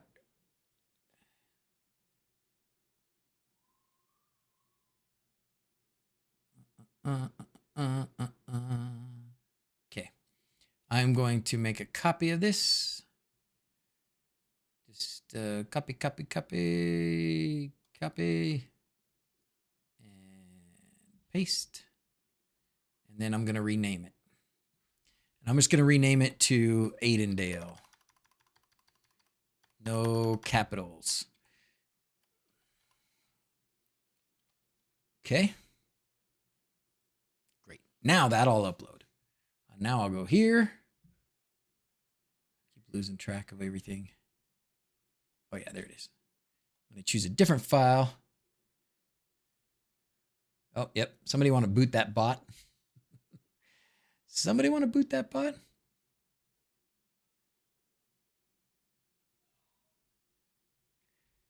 Okay. This. Now I've got that, and I'm going to upload that. Okay. Now there it is, showing that. So now we're going to go to the example of an image, and we're going to do all the stuff. All right, page 1 ID. Let's just copy this real quick. It'll just be easy to do, and then we'll mess around with it a little bit. All right, so page 1 ID 34, which is an ID I don't have. That's fine. Object is type is an image. The source. Now this is what matters. Instead of image.png, it's just Aidendale, Adendale, Aidendale, and then auto size 0, width 50. So that will not auto size it, and it will set the width to 50, and it will probably, that would put it up in the upper right corner. So we're going to put it in a different spot. So we're going to go comma, and then we're going to say X and colon, and then we want it to be, let's see, for the X, we want to go over about, what did we say we had on this? 480. So we're going to go about 440. Oh, sorry, not 442. We have 480, so we're going to go 240 to the left. And then for Y, we're going to go, we want it to not actually be too far down on the Y. We're going to go down, let's see, that's only 5, that's 20. We're going to go down about maybe 50. 50 from the top. All right, we're going to get a look at that. Changed my drive letter. Buy him a coffee. We're going to do that right now. Do I need to change the drive letter? What is my drive letter? All right, let's clear the page. Reload the page. It did not show up very good. It showed up down there at the bottom, like those couple little dots. Probably because I left the, what did I leave? I left something probably. Width to 50. Well, while we're doing this, let's hit the buy me a coffee. Let's do this. Buy me a coffee for Francis. Francis, you need higher numbers here, my friend. Oh yeah, there we go. At least.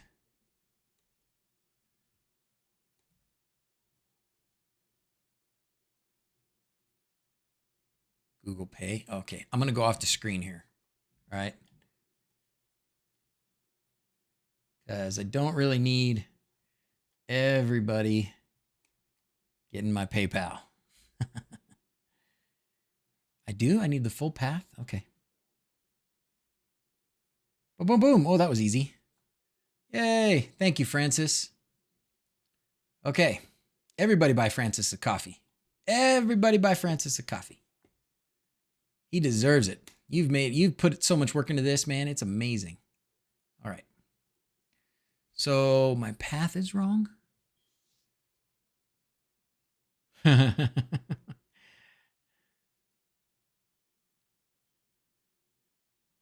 It is using Drive L. Okay, good. Okay, Don, you freaked me out for a minute. You know what you need to try? The NS Panel Pro. Is that right, Ofer? I have the NS Panel, but the problem with the NS Panel, well, I just haven't bothered to hack it. That's all. This is just built for hacking. So why is it in the wrong spot? It's because my width is set to 50, probably. That's why. So then let's just let it be. If I put the auto size on, then it's going to be massive. Probably. I don't know what the resolution is on that, but we're going to find out. Okay, I clear it and then I reload it and it's massive. $60 is one heck of a coffee. He needs it. We want to keep that man working. Okay, so we don't want this thing to be auto size auto, right? We don't want it to be auto size 1 because that's just too blasted big. So we want it to be auto size 0, but then we're going to have to do a width. We're going to have to set it to a width. So we're going to go width. And I guess, do I not need a height? If I just do width and set the width to something like 200, then maybe I don't need a height. Because experimenting like this is more fun than reading the documents, even though Francis has done a fantastic job with the documents. Still too big. Maybe I need to set the width and the height because all that did was set the width.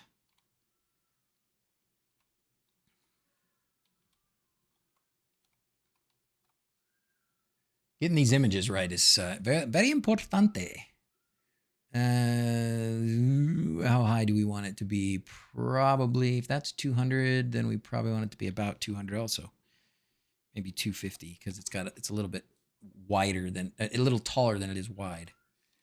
Okay, Control S and clear and reload.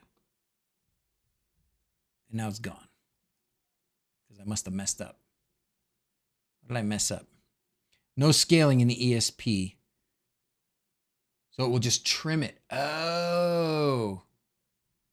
Okay. Okay. What if so do I need to zoom? Will zoom do it? Oh, for the PNG, is that what you mean? Hold on, let's see. Bin images are not stored in memory. Bin images do not support zoom or angle.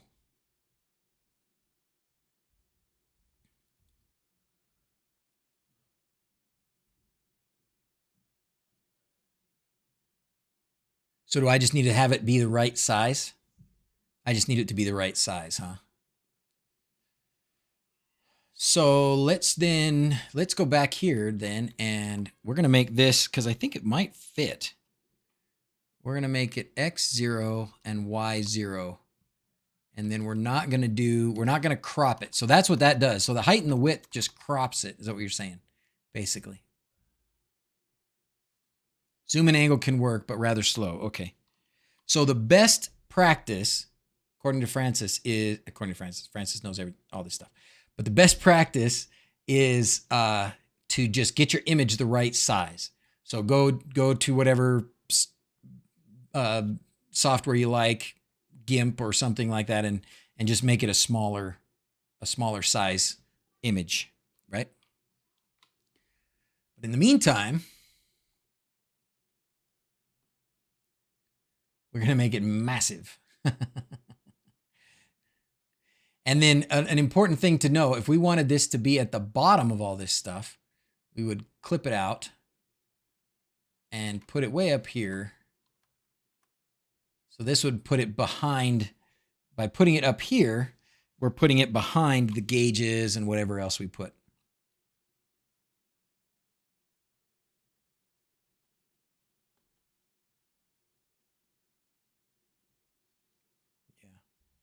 That didn't do too much, but that did put it behind there. So what I need is just make it smaller. Okay. So the zoom would work, but that makes it slower. So let's zoom it just for kicksies, right? Because that's what we would want.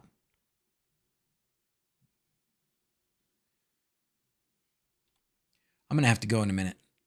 Well, let's call it good. Let's call it good, guys. Let's because my wife is telling me somebody wants to do a video call for family. So I guess we're gonna do that real quick. I will hit the sign off button, but sorry, that's kind of quick. It's time for sign off. Okay. It's time for sign off. I'm gonna get everybody that I can to come up here for sign off. But Francis, thank you so much for taking the time to make this. Like, it is so much fun. I'm having a blast. I'm tinkering with it constantly, and we'll be around. We're going to do some more of this for the next few weeks on streams. That is the weirdest thing. I'm having some serious trouble. Okay. Ready, guys?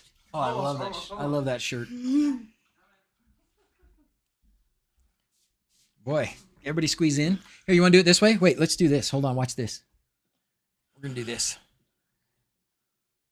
Oh, except for we're upside down and we're all zoomed in. Yeah, that's not going to work. we're going to do it anyways, but that's not going to work. Okay. All right, ready? Hold on. We're going to, let's do it. Let's sign off like it's the Muppet Show or something ridiculous, okay? Like it's the Muppet Show. Ready? Holly's on the big screen. Okay, ready? As always, thanks for watching. Until next time, adios. Bye, everybody. Bye. Okay, that was crazy.